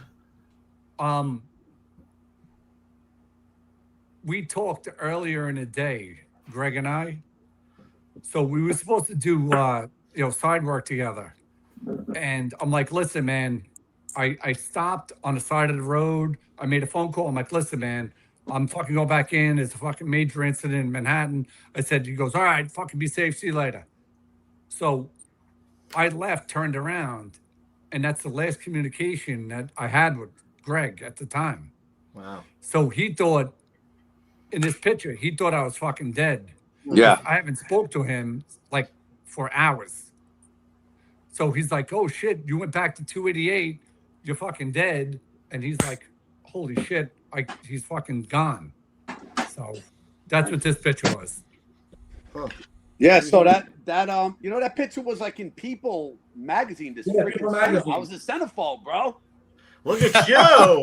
Not the way you want a centerfold to be, but So, Yeah, so yeah. Paulie, I got Coobs, you got your brother Greg. That's how it works. I mean, they're they're like, the guy's not even doing anything. It looks like he's stretching or something. You know what what, I mean? Greg? You know, also A lot of hate going on here, Greg. A lot of I jealousy. just tell you, since you put that picture up, a little quick story. The other, it was double fold. So I didn't speak to Paul, and the towers were down, and I knew, like basically all guys were gone. Everyone was gone. I just assumed he was already gone. And then on the other hand, this is just after we found Commissioner Feehan, right? So we were digging like a little more towards the front, and we ended up finding John's father. So everyone's like, go get John. I'm like, well, why do I got to go get John? Like, I don't want to fucking get John, tell him we just found his father, right? Right. It's like, why do I got to do this? Like, well, you're good friends with him. I'm like, no, like someone else do it. Like, whatever. I get volunteered to go. So John, I knew where John was because we had just split up and we came to two different piles. I go get John. I said, John, you got to come over here. He goes, what's the matter? You found one of our guys? I go, like, no, bro. Like, we got your dad, you know? So that was literally just after we took his father out of the pile. And that was Kenny Kazokas next to me. You know, we were just paired up together for the whole day after the fact. We got there, you know, right after the second tower came down, you know, in between the second tower and 7. That's when most of our guys scrambled in, you know. And then someone, whatever, took that picture and whatever, is what it is. There it is. It ended up in the textbook. My niece, Ashley, in Virginia, when my brother Tommy used to live in Virginia, they actually in Virginia, what the school district, they had this in their textbook, and they actually got me a copy. Wow. You believe it? I was like, wow. You're a famous guy, man. Look at you. Yeah, great. Real famous. So much more hair back then. Yeah. No, you still got a lot of hair, you fuck. Yeah, what are they talking about? Mike, Yeah. where's that? Yeah, Mine's running. Where It's we're running sitting. to my back. That one. Oh, Wow. Oh, look at that one. Wow. Karanji. Wow. Oh, that's that girl that always showed up. What the hell was her name? I don't remember. There was 2 or 3 of them. There was- I always feel That's, weird who's about that? this Jerry? picture. That's Jerry on the right. That's Murph, yeah. Right. Karanji. That's Next Karanji. to him, you. Belisari. Oh, Belisari and Paul. Yeah. Wow. It had to be pretty late in the, like, probably like 3, 4, 5 months into that. You know, by the time, because we got masks, we got knee pads. Wow. We got, That's a great picture, man. I don't have that one. Yeah, I never saw that one either. That's a good Who picture. is that? Roofies? yeah, I'll send you that, Paulie. That's a good pitch. You can throw the good pictures. Yeah. Magellan, man. Fucking Murphy's like. Where do you get these pictures from, bro? Right. These pictures. So Man. when Jerry Murphy came to, you know, the squad, he got like the first run, he got all messed up. And then after that, he was like, we called him Magellan. Yeah. Because like he went to Hagstrom. Hagstrom was in our first 2 district. He would go to Hagstrom and be like, oh, your map's wrong. Yeah. He's like, yeah, your map is wrong. Yeah, for those guys who don't know, these young "The kids who don't don't know what go Hangstrom here, is. It goes here, but this stops here. And they're like, Yeah. oh, shit. Okay. Yeah. And like, they were like, okay with it, though. And they're like, all Yeah. right, we'll change that, you know? Some kids are probably like, Hangstrom, what's that? I'm like, yeah, it's not MapQuest. MapQuest, look at me. It's not Google Maps. When you actually had to look up in a book. Yeah. All right, so this. I got to give Paulie another question here. So after 9/11, right? Uh-oh. Yeah, what's coming here? I hear. Go ahead, bro. You know, we had to backfill. We lost 19 guys, so we had to backfill all of those guys and train them up and everything. And so we're looking to see you guys are going to stay. And everybody's like, yeah, I'm staying. Jerry Murphy's like, I'm here for the long haul. Paul is here. I'm here for the long haul. And all of a sudden, guess what? Paulie and Jerry Murph are in Rescue 3. I don't know what happened, bro. I don't know what happened. Like, I don't know what kind of long haul you were talking about, but well, which is descriptive of a long haul? Yeah. I don't know. 2.5 years? When did you transfer to 3? Let me look at you, bastard. How long were you 2003. 2003? What's That's 2 all. years, you idiot? 2003 somewhere? How long was it? 2003? When did Murph go? Before you? Yeah. All right. Well, when Oh, did- shit. What? Paul, I would say that's Are a you long haul, speechless? brother. What? Yeah. Speechless What? right A now. year and a half is a long haul? That's a long haul? Well, in What's your Paul's mind, definition it of a is. long haul? It wasn't 2 5 weeks. years, 10 years? I don't know. That's a long There's haul. 5 companies. Right. There's 5 companies in 2 years, Paul, right? That's your description Yeah. of a long haul. Well, I was Chris, right? Very subjective. Chris King was the captain, That's your description of a What? long haul. right? Chris King. I was the think 2 captain, years was right? enough. I think 2 years Chris was King enough. was in 3 at the time. Chris Yeah. King was the captain of 3 when he went over. All right, but Yeah. you know what I have to factor in here? Uh-oh. Time out. I'm going to call a little party foul right here. Because you may have transferred in 2003, but I'm Oh, it could've been sure on you went up skin. to talk to. I'm sure you went up to talk to Chris King before 2003, Could bro. have been on the skin. So, He did it. Greg, I'm calling I mean, bullshit what's right the here. time frame? Like, if it was like what, 3 months, 5 months? I don't know. before? You did it. When did you go talk to Chris King? Why are you breaking the guy's balls? Spill the beans. Spill the beans. Spill it. Go ahead. Spill it. Spill it. Say it. All right, I'll say it because McCarthy was too much of a pussy whip. Pushed those county bastards back to the third parallel. Listen, Take it easy. Take it easy. Take it easy.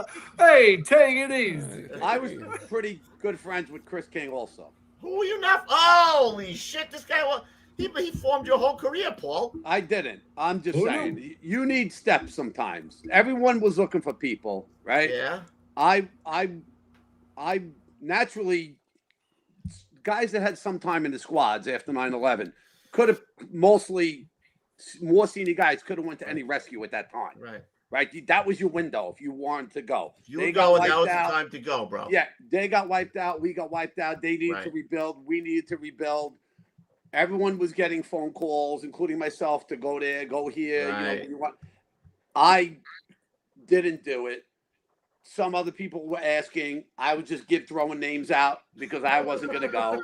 But then when I wanted to go, no one wanted to take me.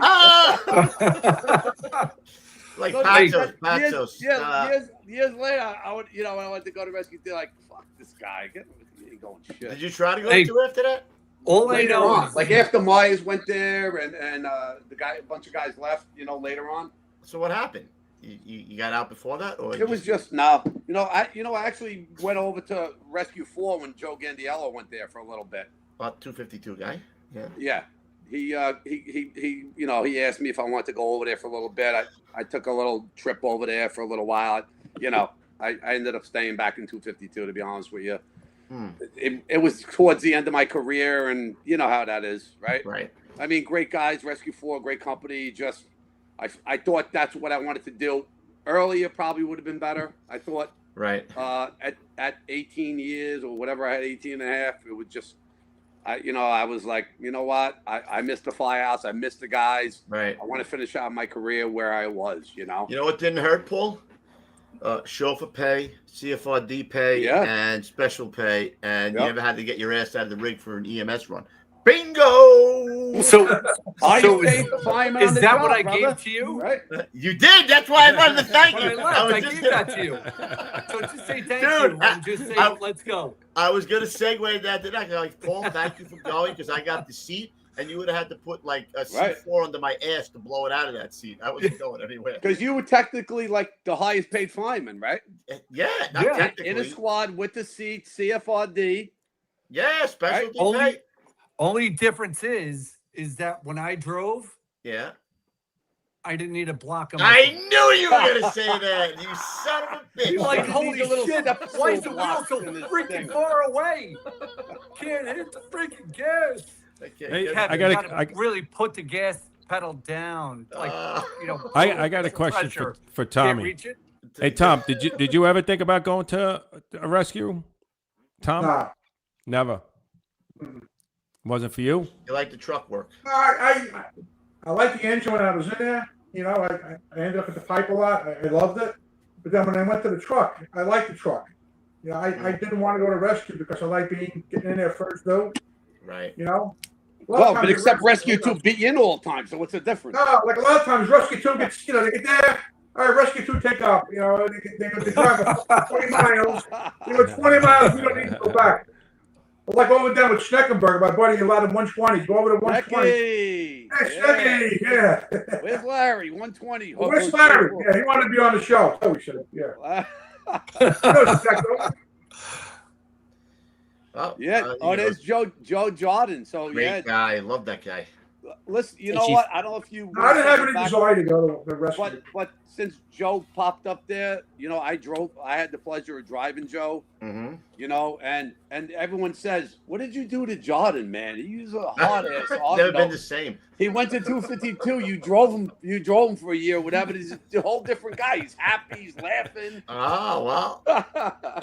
Had a good time, bro. I tell you, we had a lot of good bosses that that came through. The original. Like we had P. Martin that came through originally. Mm-hmm. I drove him for a little bit. I got a good story later with P. Martin and Norton. I got to tell you guys later. But you were there when Hoppy was there? What's that? Hoppy? Were you there when Hoppy was there? Yeah. I mean, we had Raz, we had Metcalf, We had, you know, Joe Gandiello. We had Cheese. We had Joe Jordan. We had Brian Sullivan, God bless his soul, who passed away. Yeah. He left, went up to 41. I drove Sully. I drove Joe Jordan. I drove Gandy, you know. Gandiello used to call it, you weren't a squad chauffeur, you were a squad pilot. He was off his rocker. Gandiello. He was nuts. Yeah, he was fun. I'm sure I'm forgetting. We had Timmy Higgins, right? You know, unfortunately perished in 9/11. But I mean, unfortunately, we had a lot of those great bosses, you know, that came from busy companies and really put a lot into the company. And then, unfortunately, a lot of them either got promoted or they went back to a rescue, you know. But the time they were there, we took everything they had. We took all their knowledge, all their information, you know, and a lot of the guys were from Brooklyn, the area, and they knew every chief, you know. So that's when you started getting a little clout. That definitely helps. You know? Yeah. When you're walking up with Pete Martin and Timmy Higgins, the chief ain't telling you no. Yeah. Right? That definitely helped. Yeah. Yeah. You know, they have their own presence, you know, so God rest both their souls. But, you know, we had a lot of great officers, and I was very fortunate to drive a lot of them. And we had a lot of great jobs together, and, you know, the stories are endless. But, you know, our company grew really big because of the officers that came through there. Greg, can I ask you really quick, if you don't mind? He wasn't an officer, but he was a really respected senior guy. Unfortunately, him and his brother, who was an ESU cop, got killed on 9/11. You had Pete Magone in your company. Pete and Tommy. Yeah, so Pete was in my company. Tommy was in ESU. Yeah, so Pete was a senior guy. Not a senior guy, but he had some time in the engine. He was a guy who stayed. I remember him too. Big, burly, tough guy. And you know what's so funny that you said that, Mike? Because last week, I just saw a video I never saw. I don't know if you guys ever saw this one of 250. Saw pictures, but I just saw the video last week and it gave me chills of 252 pulling up to the Trade Center. They're behind the rig getting dressed. Yep. It's a live video, and you see like Tommy Kavekis' face, right? And then you see Pete Langone's yelling at like Terrell Coleman, "Put him on my back. Put him on my back. I don't want to carry it." And Terrell's like trying to get something on Pete's back. I don't know if it was a ram or something, maybe. I don't know what it was. It's hard to see in the video, but I just saw that a week ago from all that if you time. find that, Mikey.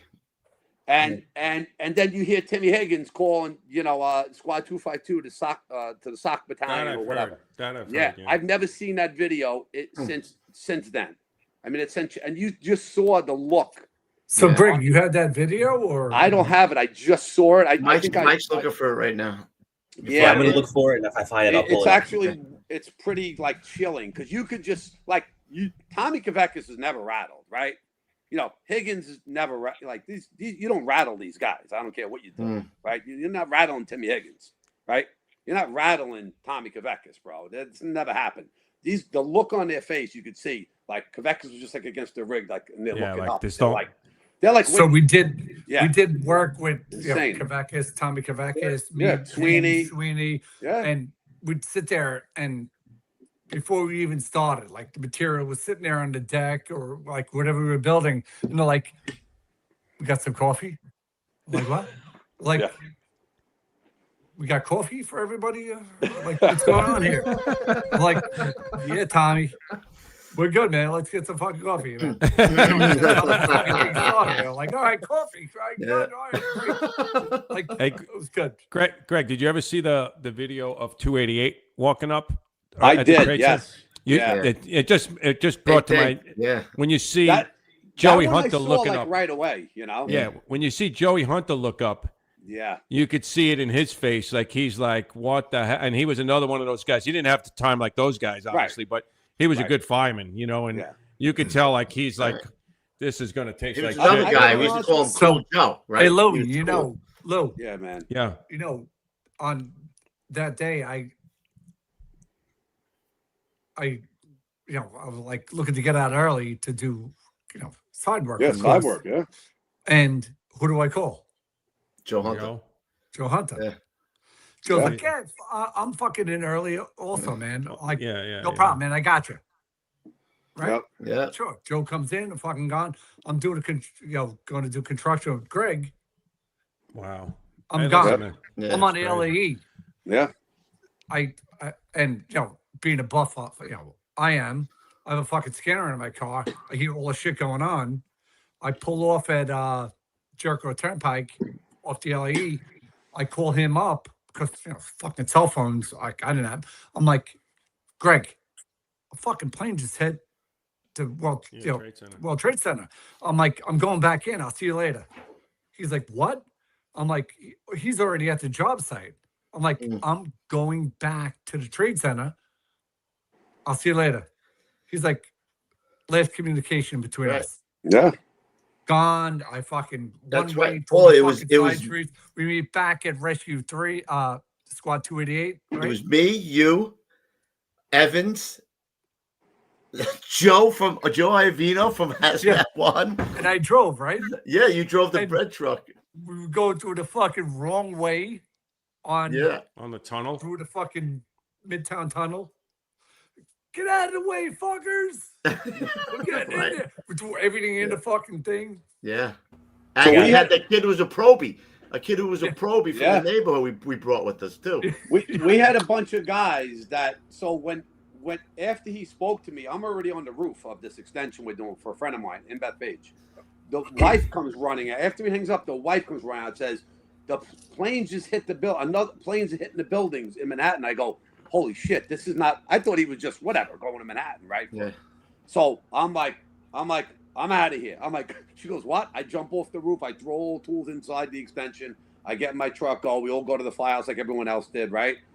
We commandeer a bus. It was like me, Jimmy O'Connor, I think Rob, like we Joe Harris maybe. And Joe got off. Actually, Joe got early relief, and a bunch of us jumped in. We took a bus. We got into the site, and the funniest, not that it was funny, but we're all like running, like trying to find tools and stuff, right?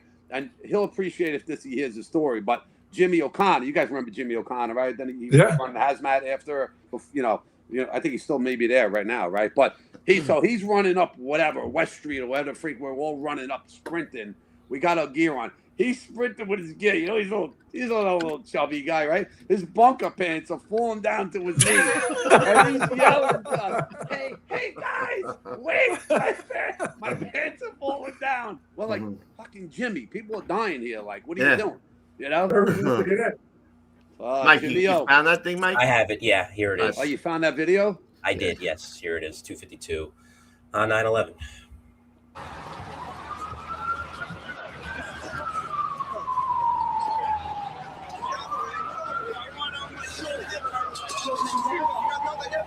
Come on. Yeah, you too, brother. Thank you, though. Stand back. I don't go there. I'm not going. I'm with you.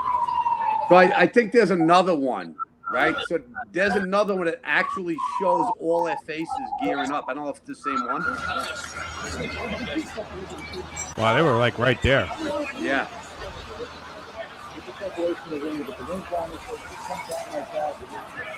That was actually our spare rig that they had. We had a spare, thank God. That's why we were the only ones that had our original rig back like a month later, because our original rig was in the shop.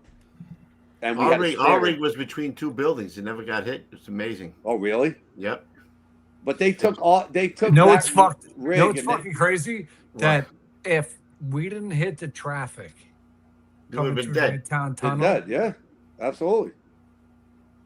We would have been fucking dead when the fucking second tower came down. No doubt. If you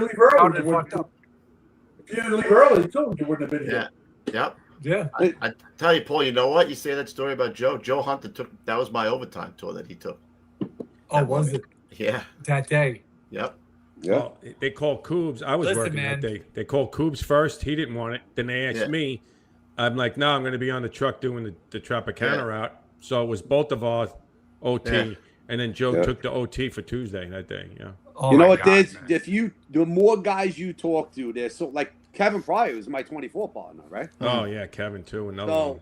Right? Like he was my 24 partner. He was working. Yeah. I wasn't. Luck shit of the draw, man. Like there's so many guys, so many stories. You can't. You know what it is? Like guys can't dwell on it. It's unfortunate. You know, you can't. You know you could feel that way, but you can't blame yourselves. Anybody. It's just it was a roll of the dice. Would have been bro. a different day. It would have been So you remember Yeah. when we get a phone call, it'd probably be like Dennis Conway, right? He'd be like, can I speak to the engine officer? Watch What Joe's was face here. Joe Hunter's line? That was Sweeney, right there. That's That sweet. was Look at sweet. Joe's face right here, looking up. Yeah. Like, Yeah, that's Kerwin, right? That's Ronnie. yeah, Yeah. Ronnie Geese. Ronnie Carwin. Ronnie And, Geese, Joe, Hunter. right? Did you see Joe look up there? You can Yeah. see like he's like, Yeah. what the hell is going on? Yeah. I don't know what would Joe say, Paulie. Yeah. He'd be like, Yeah, no. So, Louis, remember? So, Dennis Conway would always call up, ball buster from 111. He'd be like, can I speak to the engine officer? So, Joe Hunter would be like, Would what? What would Joe say? You know what he would say, right? What, you can talk to the squad officer? He's like, yeah, no. Engine 288 was fucking Disbanded in 1998. Right. But if you want to speak to the squad officer, so and so. dude, I love that guy. Like, That's my that guy. was his answer, and it Yeah. was fucking classic. It was so awesome, I man. still got his picture right there. I'm looking right at it. His picture's Where? right. Show me, bro. Who you got? Who's? I got his. What do you got? Joe Hunter. Oh, no, he'll never get it back on the wall now. That's Yeah, the no. Yeah. contractor. He's fucking pulling the fucking nails out right now. Yeah. Screws. He's like, honey, we got a sheetrock. We got a hole in Besides the wall. besides the drapes over here. Did he get it? Ah, there There he you is. go. And these are the camels that I took off of somebody. his locker. The first Oh, hour I shit. was there Wow. to give him, because I said as soon as I find him, I know he's going to need a smoke. So I had these in my locker like this for Cheers, 20 years, man. Yeah, man. brothers. Hey, to all the brothers we lost 9/11, right? And still to today. Yeah, man. Right. There's more today. They're still dying. Yeah. Amazing. All right, so Tom, you finally get out. In, what is it? 96. 1920. He was in 1923 So truck. Tom They just retires took in the horses away. 1920, and a lot of stock market duty. crashes, and Tom has to retire. What? You got hurt on the job? You said, right? I had a lot of injuries over the years on there. Oh, you had the big speaker fall on you, right? From like a 6-foot speaker. Moving in with the line, third floor job. We got the pipe moving in, and they had these. I guess I didn't know it at the time. They had these big ass fucking speakers mounted to the ceiling. I mean, big. Crawling in. Charlie Anderson, one of the old timers in 103, they're pulling the ceilings as I'm moving in. Flies up, and next thing you know, I'm out. I wake up, Charlie Anderson's looking over me. Patsos, you all right? Get the fuck up. What happened? Fucking speaker fell and hit you on the head. Straight the fucking eagle on my helmet. You're not in the bunk room, Tom. Come on. I wake up and go, what the fuck God happened? damn it! Who hung the 8-foot fucking speaker on his Knocked me right out. What I was out, idiot? man. I got a herniated disc in my neck. Then I fell down a flight of stairs. They used to call me the fucking Black Cloud. Because every fucking time I went to work, either somebody got hurt, Well, you got we had major disasters, people out the windows, on fire escapes, and the guys would come in the morning and go, fucking fire. Like when you got a job and you come in the morning and everybody's hands soaking wet and it smells of fucking smoke and ash and all that shit. The guys would come in and go, don't tell me the fucking Black Cloud was working. The fucking three jobs, fucking people on the fire escape, 103, 103, all the people out. Got a unit citation for a couple of fucking jobs. I tell you, it was crazy, man. I'm telling you. We had a quick funny story. Back, we got a fire down on Sheffield. I don't know. I forgot what the hell it was. So everybody takes up, as we're packing up the line. We got about 3 lunch left. Everybody left already. Because they had other calls to go on. Like, we turn around, someone's going, holy fuck, look at the fucking column of smoke. It was like coming from Hinsdale, like between Livonia and Riverdale. That phone alarm box, 17, blah, blah, blah, blah, blah. It sounds like a job. So it's 290, man. We're available. Lieutenant Wingate goes, leave the fucking hose in the street. We went to the street, got on the rig, went around the corner, got in first too. We left the hose in the street. Like, how about the hose? Fuck the hose. We got plenty of it. Where did you see more work, Tom? Where did you see more work in the early '80s in 290, or later on in the '90s in 123? More work? Yeah. No, toss up, man. Yeah. I mean, 290. We've done 30 runs a night. You know, I mean, we're doing 6,000 runs. And that's pre-CFR too. Yeah. Yeah. They're like crazy. Oh my God. They're like 1988. It started to slow down a little. You know. That's when I started looking. Because a lot of times, it's like Greg said, you know, we'd sit in the house watch. I was taking everybody's fucking, you know, house watch duty.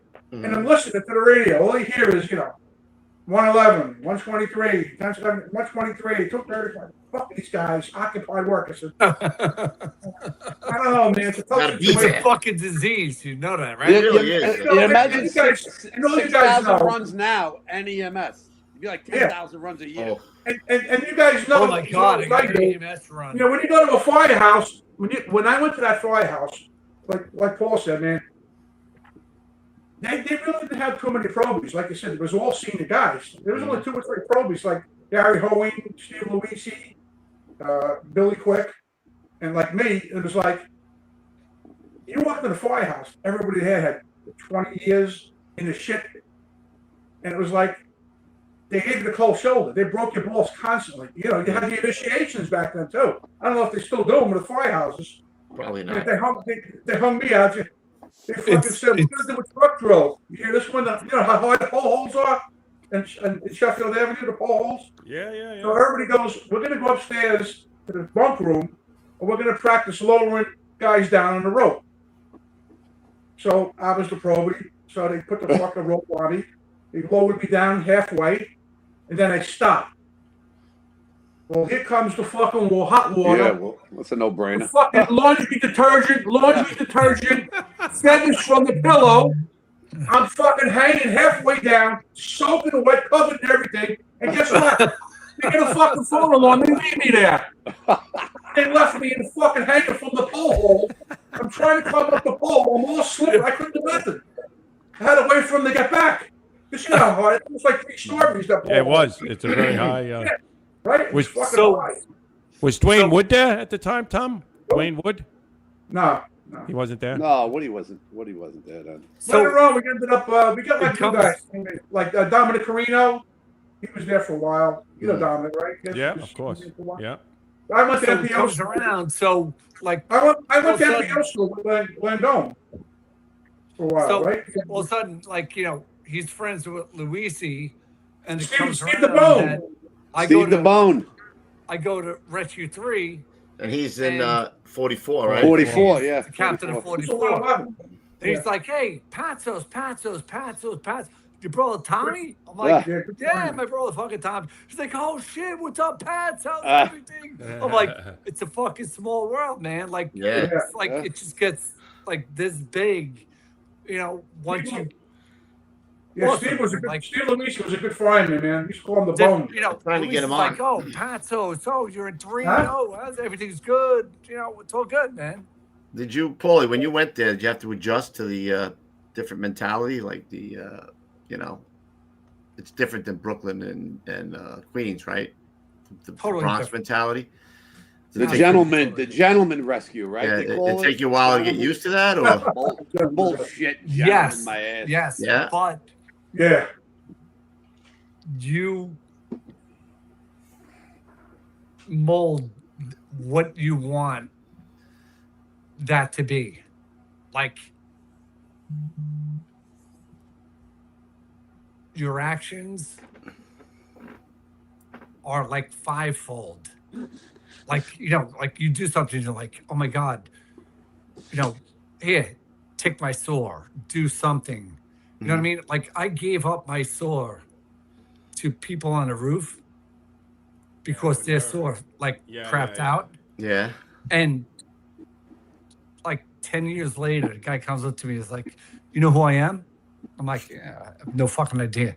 He's like, you gave me your saw. Yeah, people You're hold in on to rescue, that stuff. Yeah, and people you gave hold me it. your saw. I'm like, and he's like, I'll never fucking forget that. I'm like, it bro, definitely is a different. Companies don't want to go to fire duty. yeah, no, listen, man. No matter what it is, like if your shit crapped out, whatever, my shit's up to square, like it's all ready to go.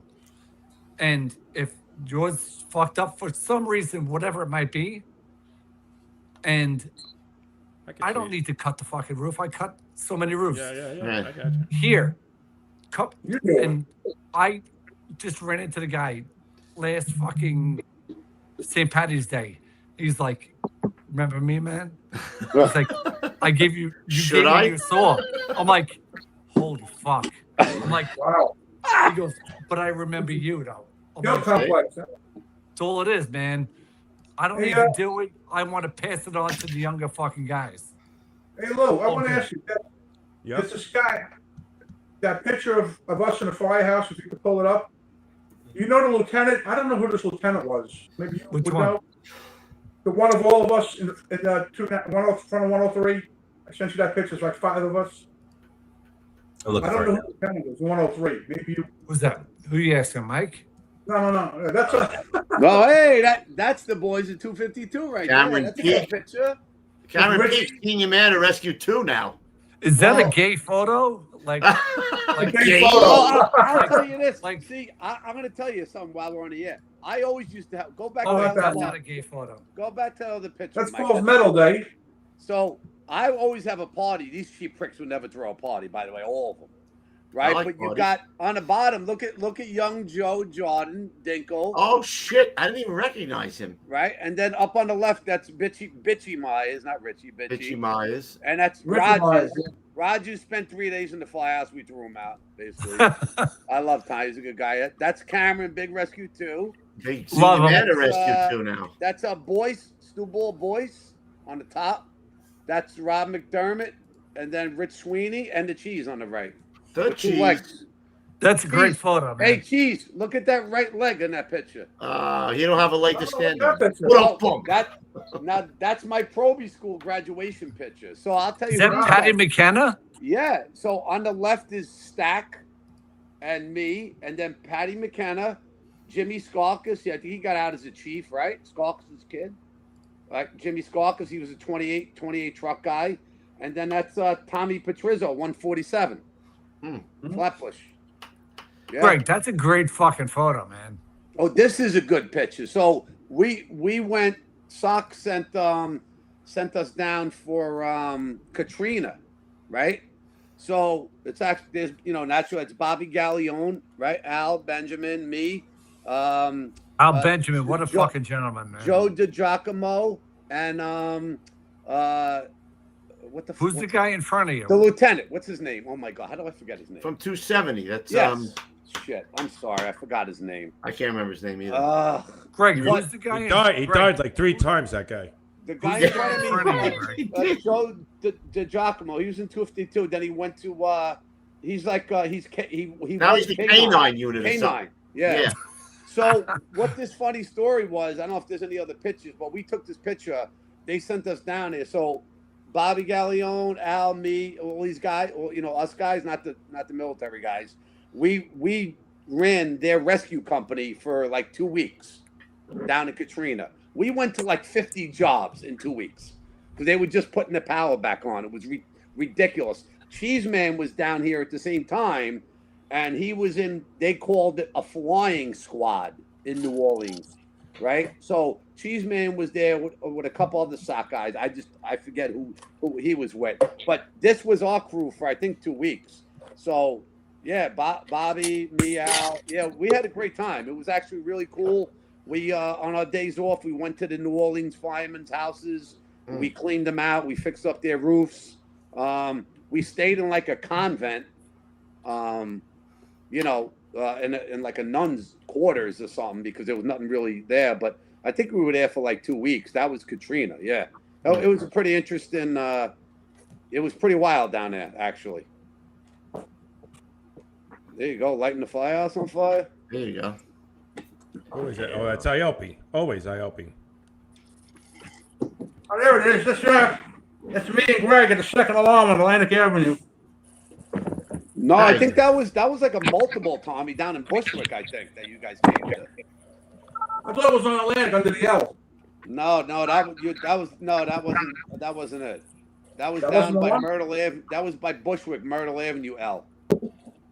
Oh, okay. I think it was like 218. That had I think they were first due. It was like a third or fourth alarm. Okay. Yeah, that was a good job. So you said the flying squad, right? Yeah, it was called the Flying Squad. Yeah, well, just for you rescue buffs, all right? So before Rescue 1, the FDNY had a company called the Flying Squadron, which was really? Did they really? Guys. Yeah, they were like 4 years before Rescue 1 came about. It's called the Flying Squadron. So for all you guys who say Rescue was first, that's for you. Paulie, tell us a little about your medal there. What did you get the medal for? So, He don't remember. He's got so many medals, this guy. He forgot. I remember. Is he on the bong over there? We get there. We pull up, and the fucking chief's like, listen, man, we got kids still trapped on the fucking floor. Blah, blah, blah, blah. 56 truck. Blah, blah, blah. Blah, blah, blah. 56 truck, you know, it was first two. They popped the door, and you know, immediately the inside team gets a fucking roast. Like, you know, turned out as soon as you walk in the front door, maybe 5 feet, there's the kitchen. So, you know, the father is fucking roasted. So they pop the door, they fucking go in, they fucking grab Paul is definitely leading in the line. Yeah, I thought Tommy was. I think I'm in third. Yeah. You're last, Greg. So Paulie is definitely Paulie, fucking finish. Yeah, take that, Gina. So whatever.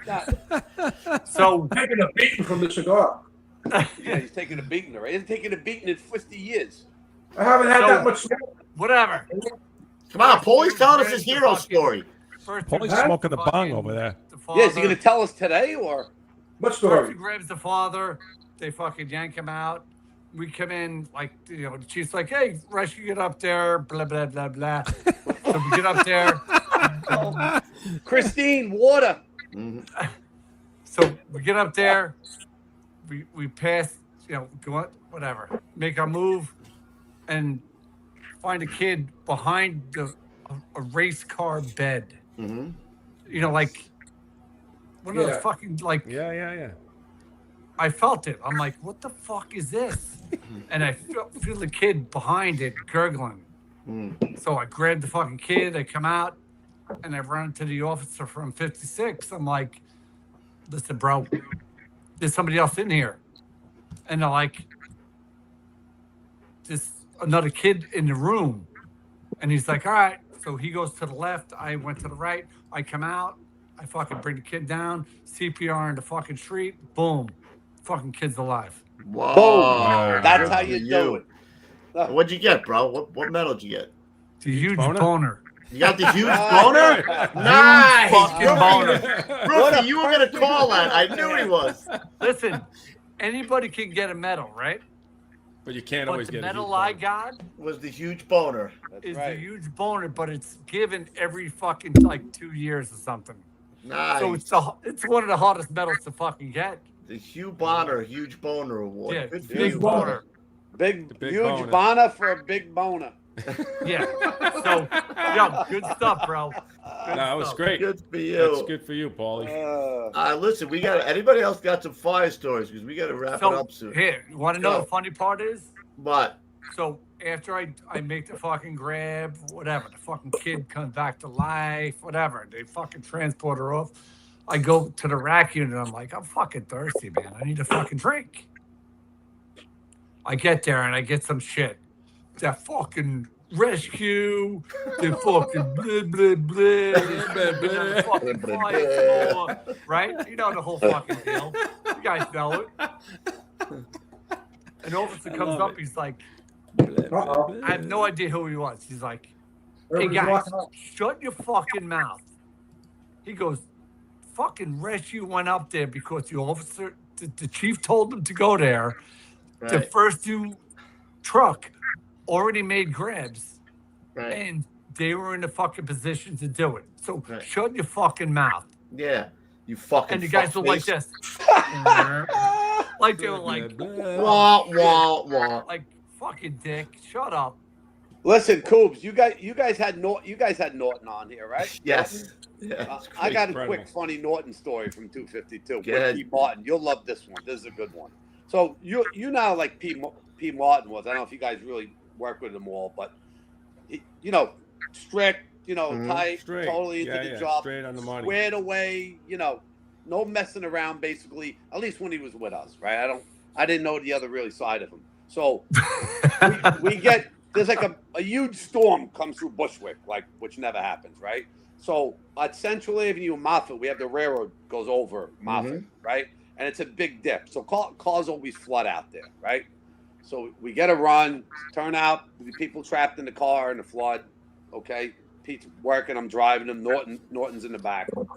We pull up, the car's like up to like, you know, 3 inches. The lady's like out at the, you know, just breathing. But the water's not going any further, right? So we got to the rigs. So P. Martin goes, all right, listen, let's get a ladder. We'll go up on the trestle, right above it. We'll put the ladder right down to the car. This way no one has to walk through the water. We know what's going on. We'll pull her out. We'll bring her up the ladder. Okay. All right, Lou, no problem. 2 minutes later, I hear, I was driving, so I'm on the backside of the rig. All of a sudden, I hear P. Martin. P. Martin never yells, right? Ever that I heard. All of a sudden, running through the water. Martin, what the fuck are you doing, Norton? Are you out of your fucking mind? Get back. Here's Norton, right? Just gets out of the rig, goes across the whole Central Avenue, walks all the way down to the Moffett Bridge, right? Manhole, he don't care manholes or nothing, right? Goes in the car. I mean, you got to give him credit. Opens the door, pulls the lady out, puts her on his shoulder, walks all the way back into the rig, puts her down, and goes, that wasn't so hard, was it? P. Martin, holy Christ, bro. He went crazy. Norton's like, well, the time you guys get a ladder and do this, it took me 30 seconds. Are you crazy? The manholes could have been open. We look like a bunch of jerk-offs, you know? We went back to the firehouse, and then he took him up to the office, and the windows were, like, blown out, you know? And you know Norton, right? So Norton comes down, he's like, he'll get over it. Yeah. He'll get over it. Dude, Norton lives about 3 blocks away from me. I never see him. Does he really? Yeah. Hey, I got a funny story. You guys remember after, like, at December 11th, we met at what's the Greek, the German place over by us. Zoom Stopdish. No, but 252 and 288, we all hung out. Yeah. All fucking Zooms. Yeah, and we hung out, had a fucking lunch. We're like, oh, this is fucking great. It's the best shit ever, man. Yeah. Yeah, Zoom is a good place. Zoom. Oh, good steak talk on there, buddy. Yeah. Yeah, all right, Tommy, give me your Hey, Greg, did you ever find that article I told you about with the lady in the bucket? No, we couldn't find it. There was a job that went. No, I you know what? I was looking for the picture. I couldn't find it. I couldn't find it. Yeah. Coobs would like this one. So I'm driving 123. We get a second alarm. We're like the third truck. 132, 120 gets in. We pull up. The 120's got their bucket to the roof. 132's got their stick up to the second floor window, okay? So I get off the rig and run up, go inside. It's fucking roaring. Stairs are halfway collapsed. Supposed to be 3 people trapped. I get up to the second floor, a lot of smoke, a lot of heat.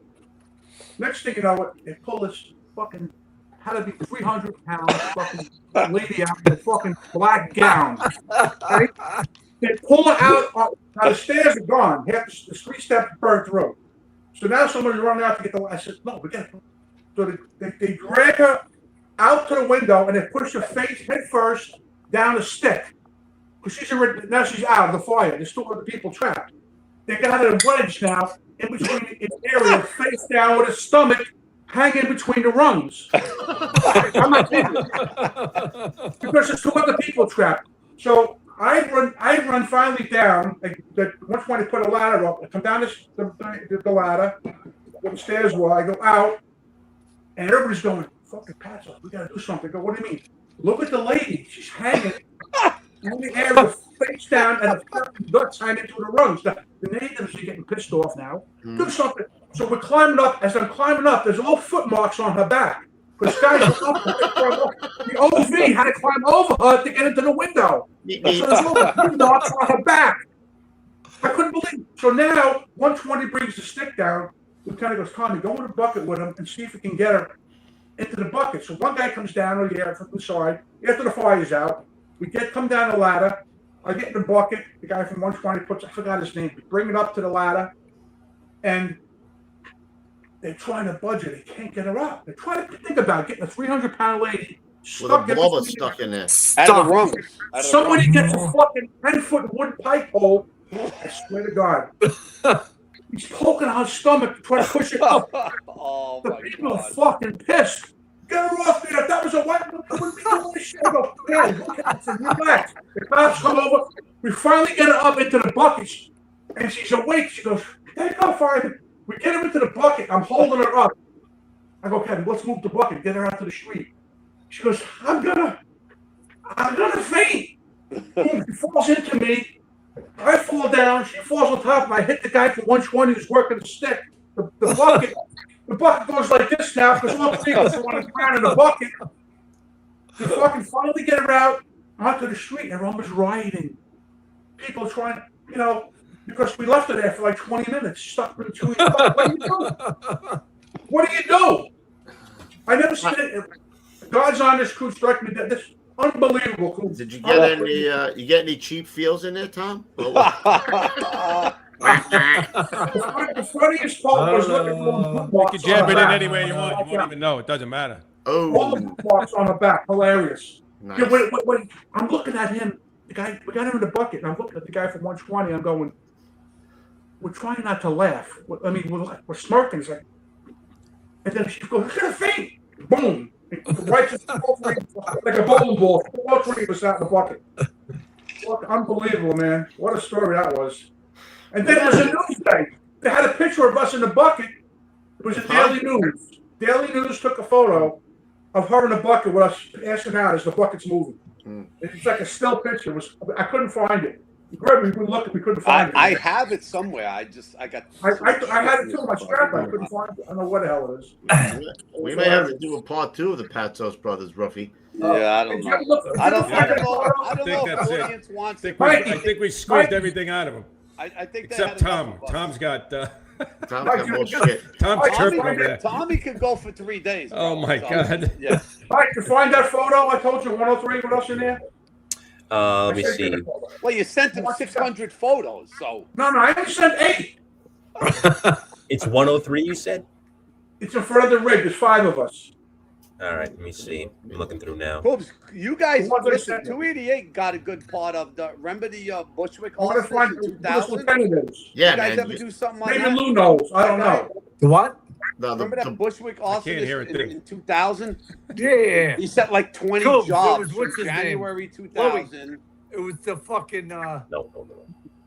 Yeah, it was the Bushwick arsonist. Yeah, he killed the Bushwick kid, arsonist. the guy Sanchez or something. What buff? Who, The Roy? buff. Larry Thompson. No. What's his name? We was like, oh, it's the fucking buff. That's who's the fucking arsonist. Who, the kid on the bike? No, the kid that He became a white fireman. kid What's that his always name? came to the firehouse. What's his name? Who, You remember Roy? his name? Roy. Roy. No, Yeah. It wasn't Roy. No, the guy was like. Yeah, that's it. That's the picture right here. Okay, so on the left is Captain Gunther. Then there's me. And then Chris Ramos, Billy Quick, John Garner. He passed away last year. Bill Cooper from 103 Senior Man. Who's the lieutenant on the right? Anybody know? You know, Lou? I don't know who that is. I don't know. I don't know who the fuck. I forgot his before our name. I don't know who the hell he is. Maybe some guys on the group know. Maybe I He don't wasn't. know. He got the spot. But I don't remember his name. I don't. Maybe one of you I guys don't recognize Quick with hair. Huh? I don't recognize Billy Quick with hair. Yeah, he's got that. Yeah. He had that Fu Manchu mustache. And being so skinny. Yeah, he is skinny too. Yeah. All right, Mike, we got to get ready for the old school tip of the day. Does everybody got a old school tip Yeah, of the day? brothers. You Yeah. do? Who wants to go first? I'll go first. Yeah, Okay. of course. Tommy's All right, gonna but go well, first. hold on, Tom. We got to do our intro, Coop. So go ahead. It's time Yeah, for. man. It's time for. We don't have the sound effects. Oh, you don't have that. Old school tip of the day. Go ahead, Tom. The floor's yours. The way I look at it, when a new guy first gets to a firehouse, okay, I don't care if you're a volley or wherever you're from, you listen to the senior men and you do what they tell you to do. I've gone to many years in the firehouses when new guys come in and they think they know it all. Oh yeah, I know. You don't got to tell me how to do it. I'm sure all of us have gone through this. And it's very important to listen because when there's a lot of senior men in the firehouse, they've gone through it all. Every scenario you can think of, they've gone through, whether it's an engine or truck. And you have to listen to them because it may save your life one day, guy. So please, listen to the senior men. That's my tip of the day. Well, time for Paulie's old school tip of the Paul's going to say blah, blah, blah. Time for the old blah, blah, blah of the blah. Love you blah, all. blah. Yeah. My old school tip of the day is when you come to a job and you're looking, always look at the people outside, just, outside the fire scene who are most influential and oh, what's going on here? My parents are down in the basement or something. Multiple times I was there. It helps out. Yes. Excellent. Hold on a minute, Paul.